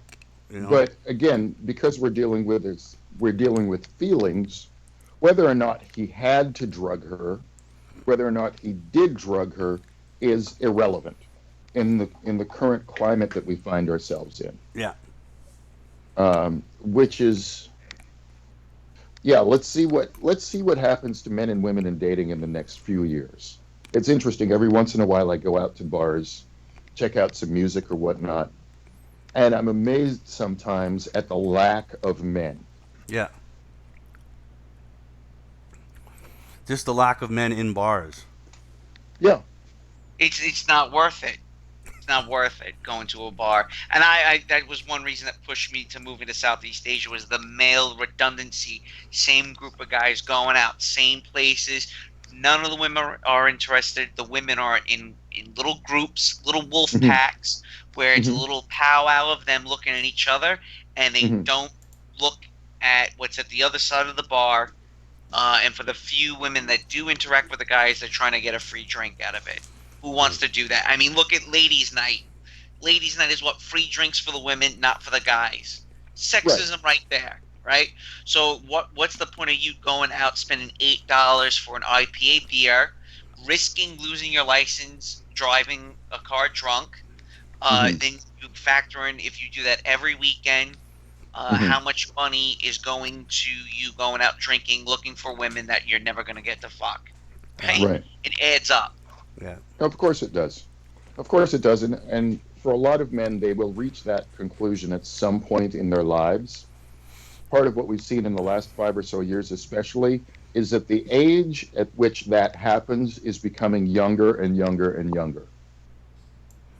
Right? So 30 years ago, a guy might not hit that until his 40s. Now there are guys hitting that in their 30s. Yes. Now there are guys hitting that in their 20s. Yes. Yeah. Right? Which is a big deal. Because it shrinks the pool of available men. Yeah. And how do you, if you're women of a particular demographic, let's say you're over 35, then it's very difficult to get at the men who've decided they're not going to participate. Yeah. It's really crazy. I a lot has changed since I was closer to Nick's age, for sure, Hmm. and a lot of men are sort of seeing through the bullshit a lot sooner than later, Hmm. Yeah. which means that these things are the stuff we're talking about is effective. It's effective and Yeah. it works. Yeah. And ultimately, they'll wind up driving up their own value Hmm. because one of the things that creates value is scarcity. Yeah. You know, it's harder to find men. Okay, you're going to have to try harder. Yeah. There was You know. I'll give you a little anecdotal or a little story. Uh, Hmm. on Saturday afternoon, I took my kid to see the Avengers movie, Oh yeah. and so I had bought pre seats, right? So we didn't have to stand in line; our seats were already there, or whatever. And so Hmm. before the movie, we went and I took him to eat. Like just took him to the food court to eat, and so we're sitting down in the food court eating, and suddenly he sees a Hmm. friend of his from school, like a kid his Right. age from school, and he's like, "Hey, look, there's my friend," and we kind of yell Yes. at him, "Hey, how are you doing?" And we just say hello, and he runs over and says hi, and he comes back, and we continue to eat. Turns out Hmm. his friend is with his mother, who is single. Hmm. Okay, she's a single Okay. mother. Hmm. All his the lion's share of his friends are raised by single mothers, which is really sad to me. But anyway, Hmm. so the kid's mother came and sat down later, and then they're sitting over there, and then she walks over to the table while we're eating Hmm. and just starts Hmm. talking. Yeah. And I'm just like, what the fuck? I'm trying to have a meal with my kid. What the fuck? You know, that's what I'm thinking in my head. I'm Right. trying not to be rude or anything, but and so she just starts talking about, oh, I see you're here with your son, and because they're friends and they play together sometimes, but I don't really know her. Sure. Sure. So let me guess, she started the interview. Yes, absolutely. She started the Right. interview, starts asking, and of course, her first approach was just alone, and she left her kid at the table, and she kind Hmm. of just said just kind of a quick kind of hi, how are you, how are things, da da da, and then Hmm. went back to the table, okay, Right. and I Right. thought, and I went, whew, like Uh-huh. fuck, that's over, thank God, and then I even said to my kid, I said, I said, Zem, when we leave, let's not walk past their table. Let's walk around Right. that way, and then Right. kind of cut around, so they don't see us. And Right. then and so we're just eating, and I'm in the middle of a conversation with my kid, and then all of a sudden, 3 minutes later, she comes up to the table with her kid and goes, "Hey, would you mind if we sit here with you?" I'm just- Yeah, because and what else are you going to say? yeah, exactly. I kind of Right. what am I gonna say? No, screw off, right? Right. So I'm like, yeah, okay, have a seat. Hmm. And then in my mind, I'm just thinking, gotta eat fast, gotta eat fast. Right. Yeah. And so, and then and then she starts fucking, the whole interview process starts. Yeah. She starts talking about things about herself related to her life. And one of the things she says to me is, "That's so amazing you're raising your son." And you're like, well, there wasn't a wolf pack I could just leave him with close by, so I guess I better keep him. Yeah, Like, I know. It's just, what the like fuck? what's amazing? No, he's my son. Of course I'm going to raise him. Yeah, exactly. It was bizarre, man. And then I'm like, okay, thanks, And then and then she gets into she did this weird trick where she kind of looked at my son and asked him a question about me. Right. Yeah. I'm like, what the fuck is going on here? I'm thinking in my head. Yeah. Yeah. Right. This woman's got some fucking balls. And not only that, Sure. but she she's separated. She starts Hmm. she starts talking about the father of her child, which I just tried to ask as few questions as possible, man. I just did not want Sure. the conversation to continue. Yeah. I asked the simplest things that I thought could avoid any conversation, and every once in a while I'd ask a question to her kid about. So what's you and Zem's favorite class in school? Shit like that, right? Right. And Sure. so then then she's like then she starts bad mouthing her ex, Right. right, and telling me shit that I don't want to know, and you shouldn't be telling Right. me. Right. I think he's a drug abuser, and all this other shit, right? And I'm just like, what? I'm just in my mind. I'm like, don't fucking tell me this shit, man. And Yeah. then and then finally, as like me and Zem are finished, and I'm kind of like looking at my phone, like getting close to movie time, so I can say, oh God, sorry, I gotta go movie. And Yeah. and then suddenly she drops something and goes, well, hey, if I pay for it, will you take my kid to the movie with you? Ah. There you go. Ah. There it is. It was fucking incredible. There it is. Wow. It was fucking incredible, man. I was Wow. I didn't even know what to. Because I asked her, well, what do you? I'm saying, I'm taking my kid to the movie. What are you doing here? And she's like, well, I'm shopping, but just for me. And my son doesn't really like hanging out with me while I'm shopping. I'm like, yeah, I'm sure he doesn't. Yeah, because he has sense. And but yeah, it was unbelievable. And I just went, I at that point, if I would have said no regardless. Right. But at that point, I couldn't anyway because we had pre-ordered seats, right? Right. Like we had, if he were to come into the theater, he wouldn't be able to sit beside us anyway. Right. So I had a very convenient, just kind of like go-to excuse. I didn't have to, Yeah. bullshit or whatever. And I just said, "Oh, sorry, I can't." Da, da, da. Maybe another time, But it was mind-blowing, man. Well, there's a couple things I find interesting about that is, one, in her bad mouthing the father of the child, what she's essentially trying to do is essentially she's trying to trigger your Captain Save-A-Ho response. Mhm, yep. Yep. like, oh, that's a bad man, and I'm a better man than he is, and he's awful, and blah blah blah. And you know, the second one is her mentioning that he abuses alcohol or abuses drugs, which imagines me. I imagine him sitting at a kitchen table with a bag of cocaine, going, "Bad cocaine, you're very bad. I'm going to yell at you." Yeah, yeah. Which is, but that's probably not what she meant. But the subtext that she would never think of is, you picked him. This was the guy that you said you wanted to have a child with. Correct. That's what you open your legs for. That's who you picked. Like, I've never had a girlfriend who abuses cocaine. Yeah. Because as soon as I see cocaine, the first time I see it, we're done. Yeah. We're done. Bye-bye. Yeah. That's. Oh, also she mentioned she was a Jehovah's Witness, and I guarantee you she wasn't a Jehovah's Witness before her kid was born. Really? Yeah. Well, that's another very common theme, right? The party years are over. Yeah. And She now was it's Christian. Now she found Jesus. Yeah, At yeah, 32 now- years old. yeah.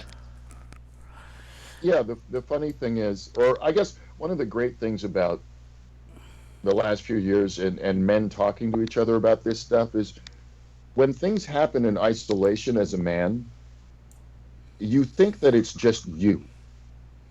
Mm-hmm. But the more you listen to what happens to other men, the more you realize it's not just me. Right? When you're 31 and your 27-year-old girlfriend breaks up with you, or 28, 29, you think it's you.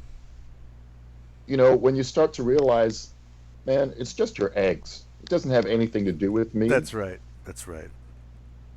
It takes some of the pain away. Yeah. At the same way, she's asking you, "Oh, hey, do you want to take my kid to the movies?" All of a sudden, it's clear entirely why she sat down Yeah. and started prattling away. Yeah. She had an agenda. Yeah. Oh yeah. Oh yeah. Well, I knew she did from the beginning. I mean, I didn't know exactly what her agenda was, but I knew she had one. I mean, it's not the first Right. time I've had a single mother, because they're everywhere, man. They're fucking Right. everywhere.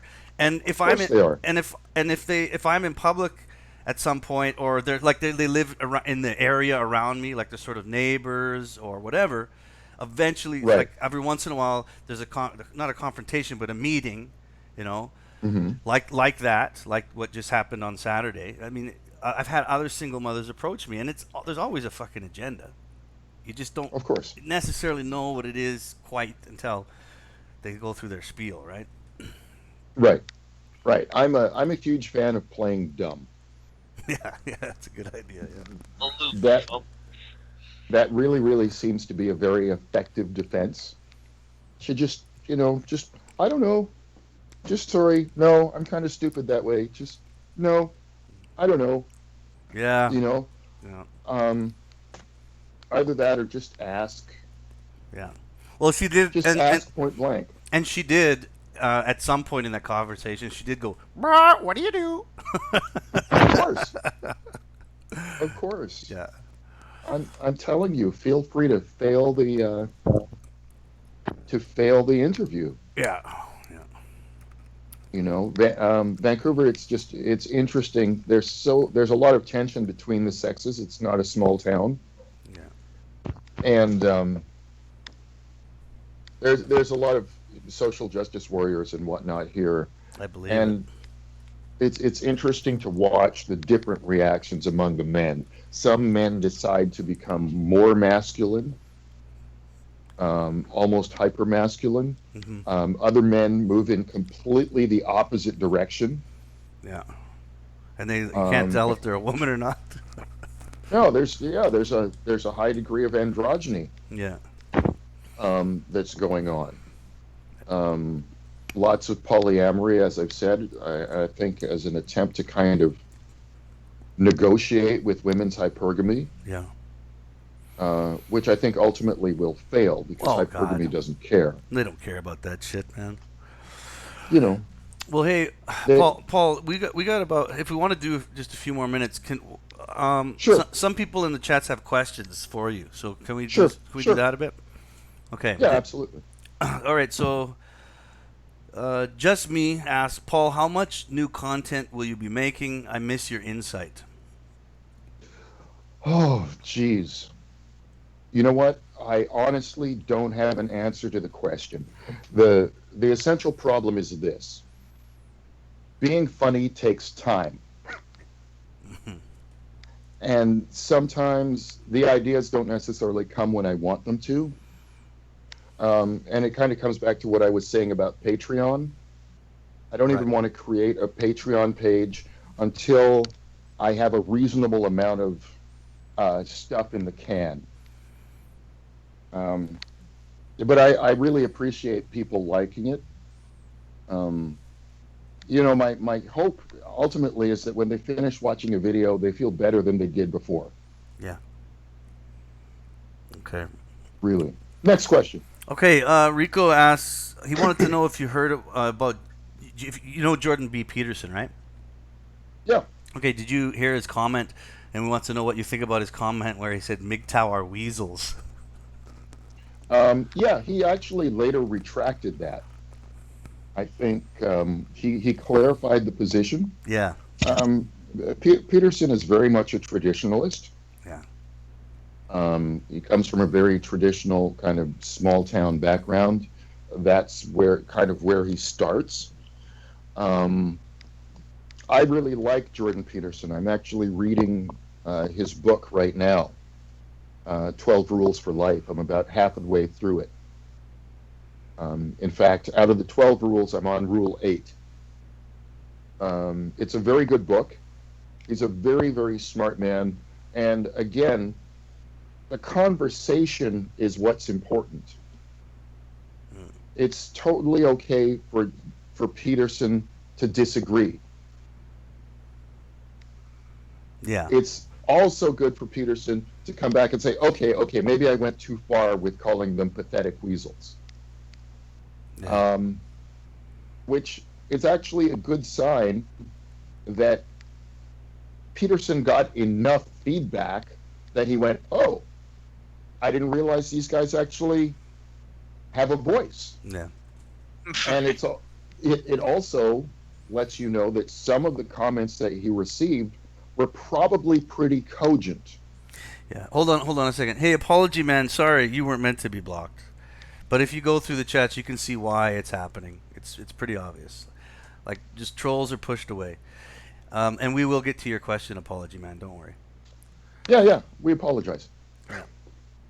Um, here's another one. Did you get laid much while in Japan? That's kind of personal, so you don't need to answer it if you don't want to. I did not get laid at all while I was in Japan. Well, there you go. Because I was only there for 12 days, Okay. and B, because I think when you're traveling, you have to keep your wits about you. Yeah. If you're going somewhere for 12 days, that's not a priority, man.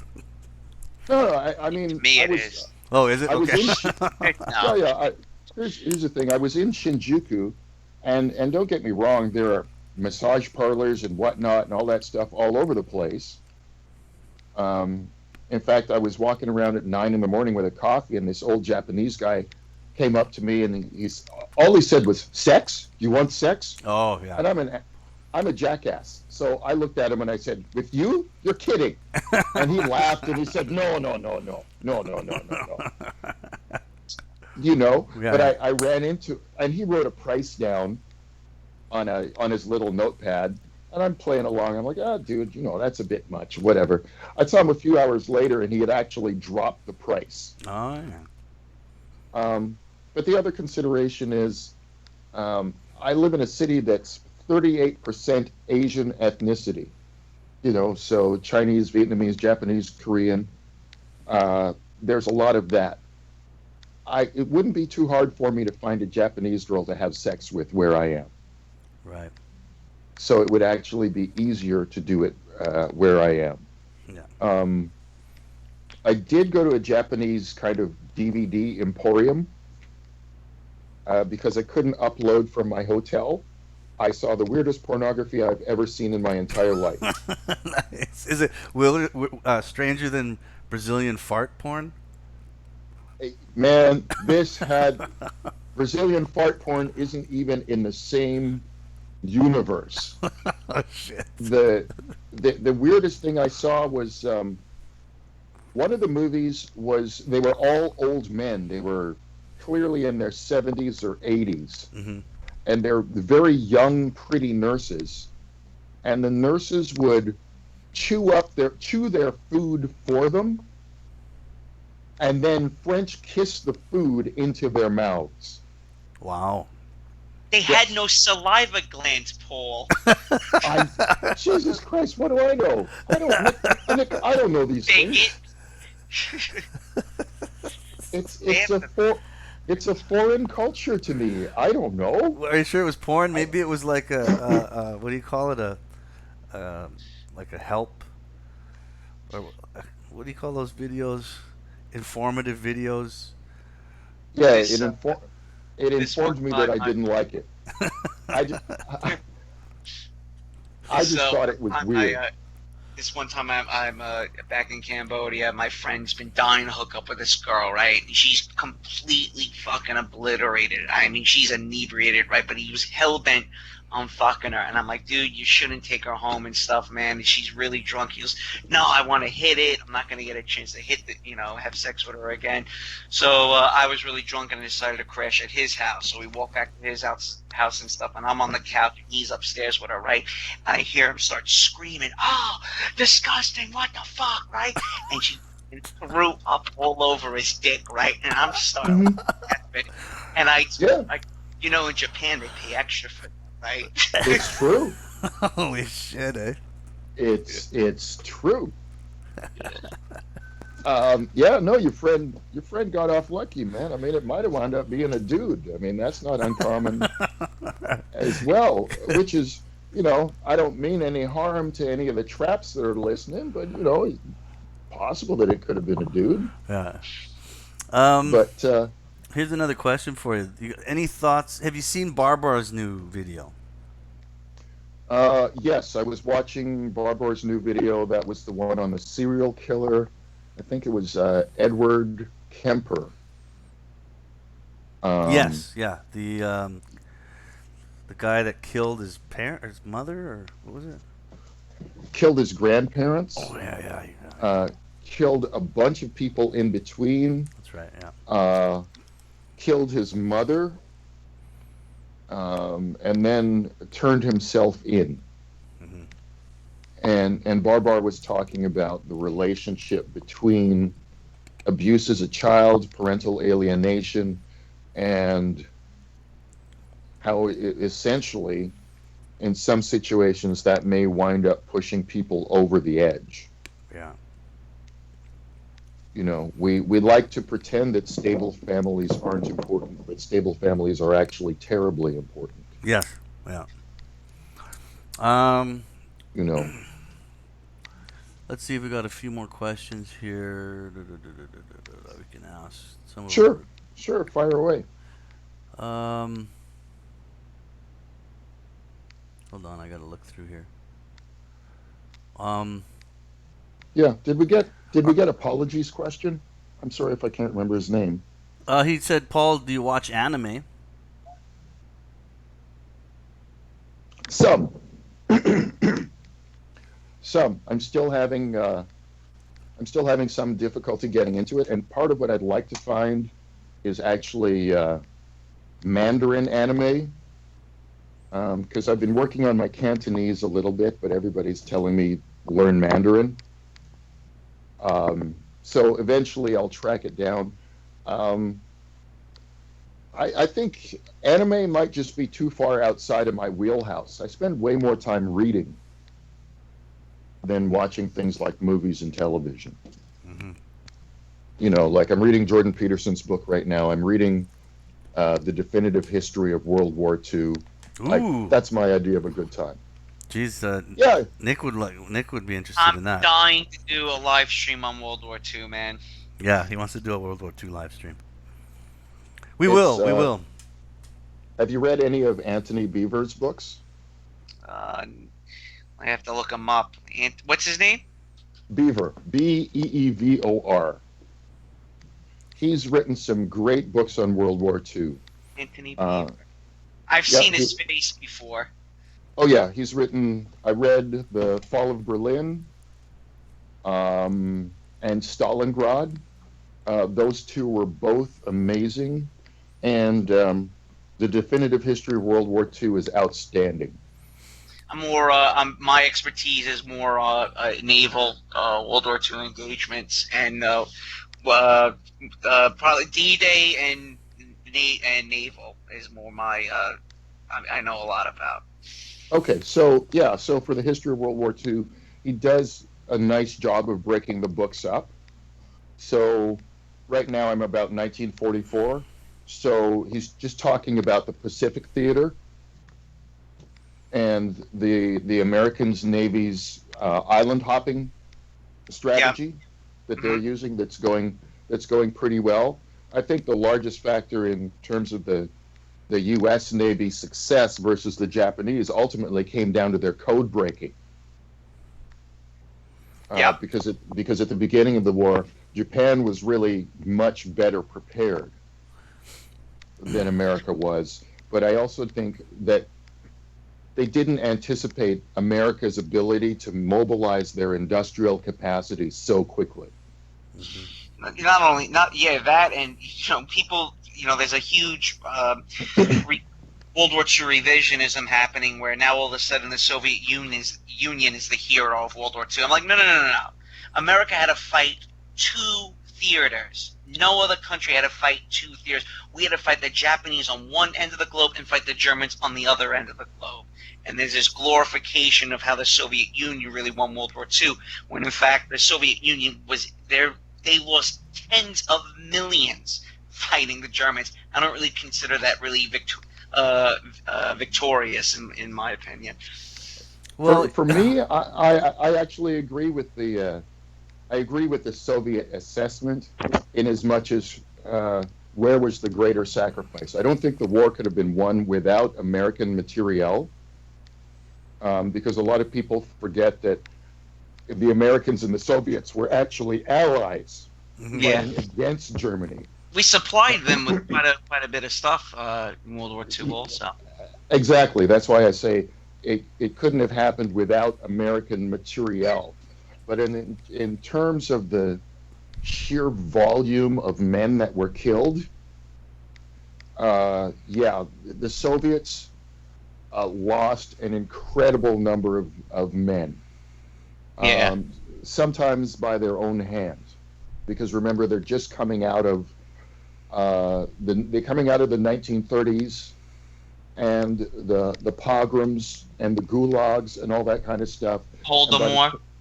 Right, and by the time Germany invades, one of the issues they have is that their entire officer class, they pretty much cut their heads off.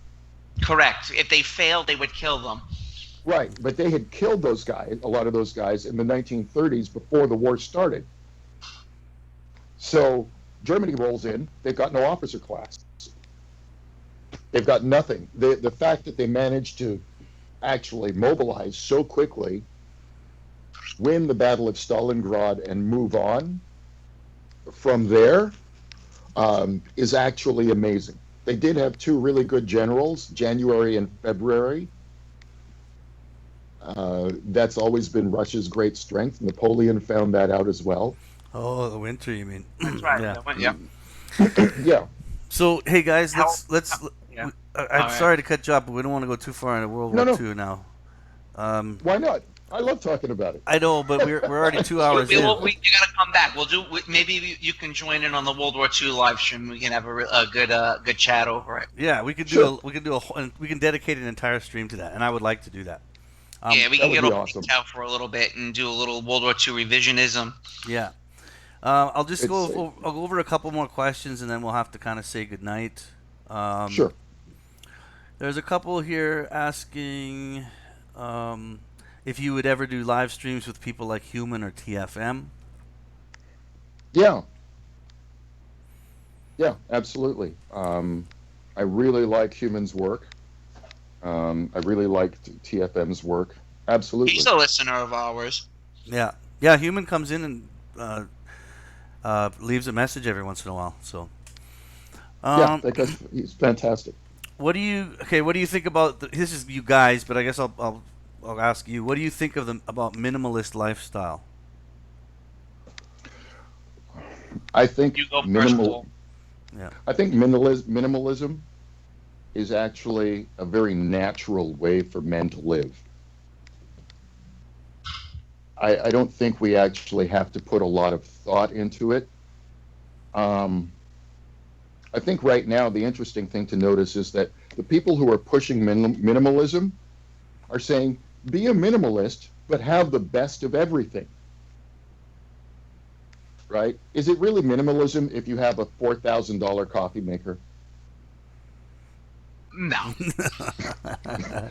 No. It also depends how Really? much you like coffee. It depends on how much you like coffee. I mean, for me, I feel better the less I have. The stuff that's important to me, I spend money on. The stuff that's not important to me, I don't spend money on. Right? So I've got a fantastic TV. I've got a 65-inch 4K Sony television. Nice. Yeah, the thing is a beast. It's great. Right? My underwear sucks because I don't give a fuck about underwear. Right? My socks suck. I don't give a fuck about socks. Right. Right? My couch sucks. I don't care about my couch. And the reason they're pushing minimalism via expensive things is because minimalism via inexpensive things doesn't make a lot of people a lot of money. Yeah. Now, what about living in like a 400 square foot apartment? You find that to be minimalism, or do you think, what's your take on that? You know what? There's times where you're going to have to live in a 400 square foot apartment. Mm-hmm. I mean, Vancouver is one of the most expensive cities in North America. Right? There are people paying good money for 450 square foot condos. Yeah, wow. Yeah, it's crazy. Yeah, it depends on where you are. I'm lucky I've got a large one bedroom. Yeah. But when I moved into the neighborhood, if you saw a baby carriage and there was a baby in it, you were surprised because usually it was a crackhead pushing some bullshit down the street. Right? Nobody wants to live around that, so the rent was cheap. Now it's gotten more expensive and the rent is going up, right? It's gentrifying. And keep in mind, gentrification is basically when women decide a neighborhood is safe enough. Mm-hmm. Well, homosexuals. Well, okay, some women, some gay people. They go hand in hand. Okay, but your average straight dude, if the rent is cheap enough, he'll move to a crappy neighborhood. Yep. Yeah. Right? Because he wants to spend his money on something else. Yeah. Yeah. Right? On a 65-inch television. If you're going to be minimalist, fine, be minimalist, but save your money and don't fall for the trap of you can be a minimalist, but you need to have a $5,000 couch. Yeah. You need to wear $300 jeans. Yeah. You need a $100 ball cap. No, you don't. Yeah. Here's another question. Have you ever met John Hembling, John the Other, in real life? Because he lives in Vancouver too, I guess. No, I haven't. Same with Diana Davison, they asked. Yeah. No, and I'm hoping that someday I will. We've had him on the show. We had John on the show. Have you? Yeah, we had him on. I hope that I meet John someday. I would love to meet John on the street and walk up and go, "You're John the Other," obviously. Yeah, absolutely. Yeah. That would be fantastic. I mean, I've left comments on his videos, but I think it's almost impossible to remember somebody from comments that you've left on that you've left on their videos. Yeah. Very, very smart guy. Yeah. Yeah. Very good. He's been on, okay, another thing they've asked is about being on with Human. And here's something here's something I can throw out there is maybe it could be possible that we could get Human on this show and and Paul at the same time. Sure. Why not, right? Sure. Yeah, And that'd be fun. and it'd be possible to get. We've had John before, so why not get John and you on at the same time? We could do that. Mm-hmm. There you go. Yeah. Yeah. So there you go, guys. We'll try. We'll try and put together something like that. I'll reach out to Human, see if he wants to come on. We can get Paul and Human on. All right. Then you got a couple Yeah. guys you want to hear, and we can get John and Paul on, and maybe one day he can arrange to walk down the street and see John. I would absolutely love that. I think that would be hysterical. Yeah. It really, really would. And yeah, if you want to do Human, that's cool. I'm totally good with going with Australia's time zone Okay. because I usually work nights anyway. Okay. Okay. So whatever's easiest for Human, obviously John and I wouldn't have an issue. Yep, you guys are the same place. But yeah, we could work something out with Human. I've done. We do talks with Nick's friend in Cambodia sometimes. So Nice. another one, Aussie Manly Man says, "Thank you, Paul. You have helped me personally move forward with my life after divorce. I'm indebted to you, brother." Oh man, you know what? That makes me feel really good. I mean, to be honest with you, you're not indebted to me. Your moving on is the debt that you've paid to yourself. Right. That's the important bit, right? Understanding that you have the capacity to move on and that it's important to start to live your life and enjoy your life. Because a lot of guys get decimated by divorce because, again, they take it very personally, Mm-hmm. which of course it is. Yeah. But it's also a chance for rebirth. You know, one of the best things you can do is to work to have the kind of life you want. Yeah. Right? As soon as Aussie Manly Man's life starts being better than when he was married, he'd be like, God damn, I'm glad I got divorced. Yeah. And that's important. And it confuses the shit out of people. Yeah. Right? They don't expect your life to get better. I had a guy ask me. One of the customers came up to me and goes, "Hey, come out here, man. I got something for you." And he goes, and we go to his truck, and he goes, "Are you married?" And I'm like, "No, man, I'm happily divorced." And he's like, "Yeah, that's what I usually say." Here, and he gave me a couple racks of ribs. It was fantastic. Nice. Yeah. Awesome. That's fantastic. Yeah. Someday I'll figure out why I have so many Australians listening to me. You're popular in Australia. Oh, yeah, I don't know why. Well. Okay, well, I think we're gonna have to call it a night, guys. I got everybody's. I don't know about Paul, but I've got to be up early tomorrow. I got work at 6 a.m. Yeah, I'm up really early too because my kids' school schedule and everything. So. Well, it was a pleasure. I hope you come back, Paul. That was a lot of fun. Yeah, man. Listen, that was absolutely great. Thank you so much. And I think it's kind of, for me, it's kind of nice to do my second interview again with you. I think that's perfect. It just kind of brings the circle all the way around. That's what I was thinking too, man. It was sort of like this sort of little cyclical pattern there.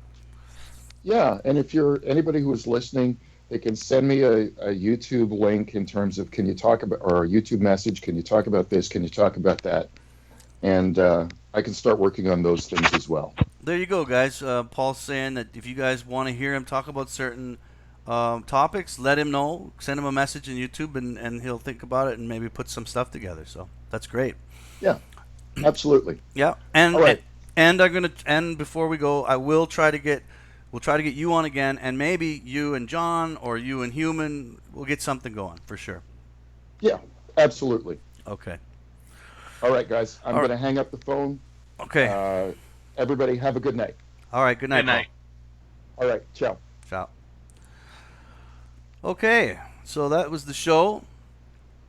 Good day. Everybody. That how you like that one, Nick? Yeah, that was great. Hope he's definitely going to come back. We had a good time. Yeah. And that was great. We had about 27 viewers tonight. Thanks for watching, guys. Appreciate it. Thanks to Rico and Warrior for doing a good job of moderating the chats. That's wonderful. And thanks everybody for your questions, and coming in, being interested in listening to Paul, because he's It was long waited. I know, since I started doing the streams with you, I know Paul was requested at least every other stream. So exactly. Everybody was waiting for a long time. It finally happened, and we will try to get more of him on. And I would like to get him on with Nick to do a World War II chat for sure, because we could do that on a Saturday night and go for 5 hours. Mm-hmm. Okay, well, anyway, All right. we'll call that a night. Thanks, everybody, for tuning in. Thank you for your comments. Again, thanks to the moderators for taking good care. And we'll see you again next week. Take care.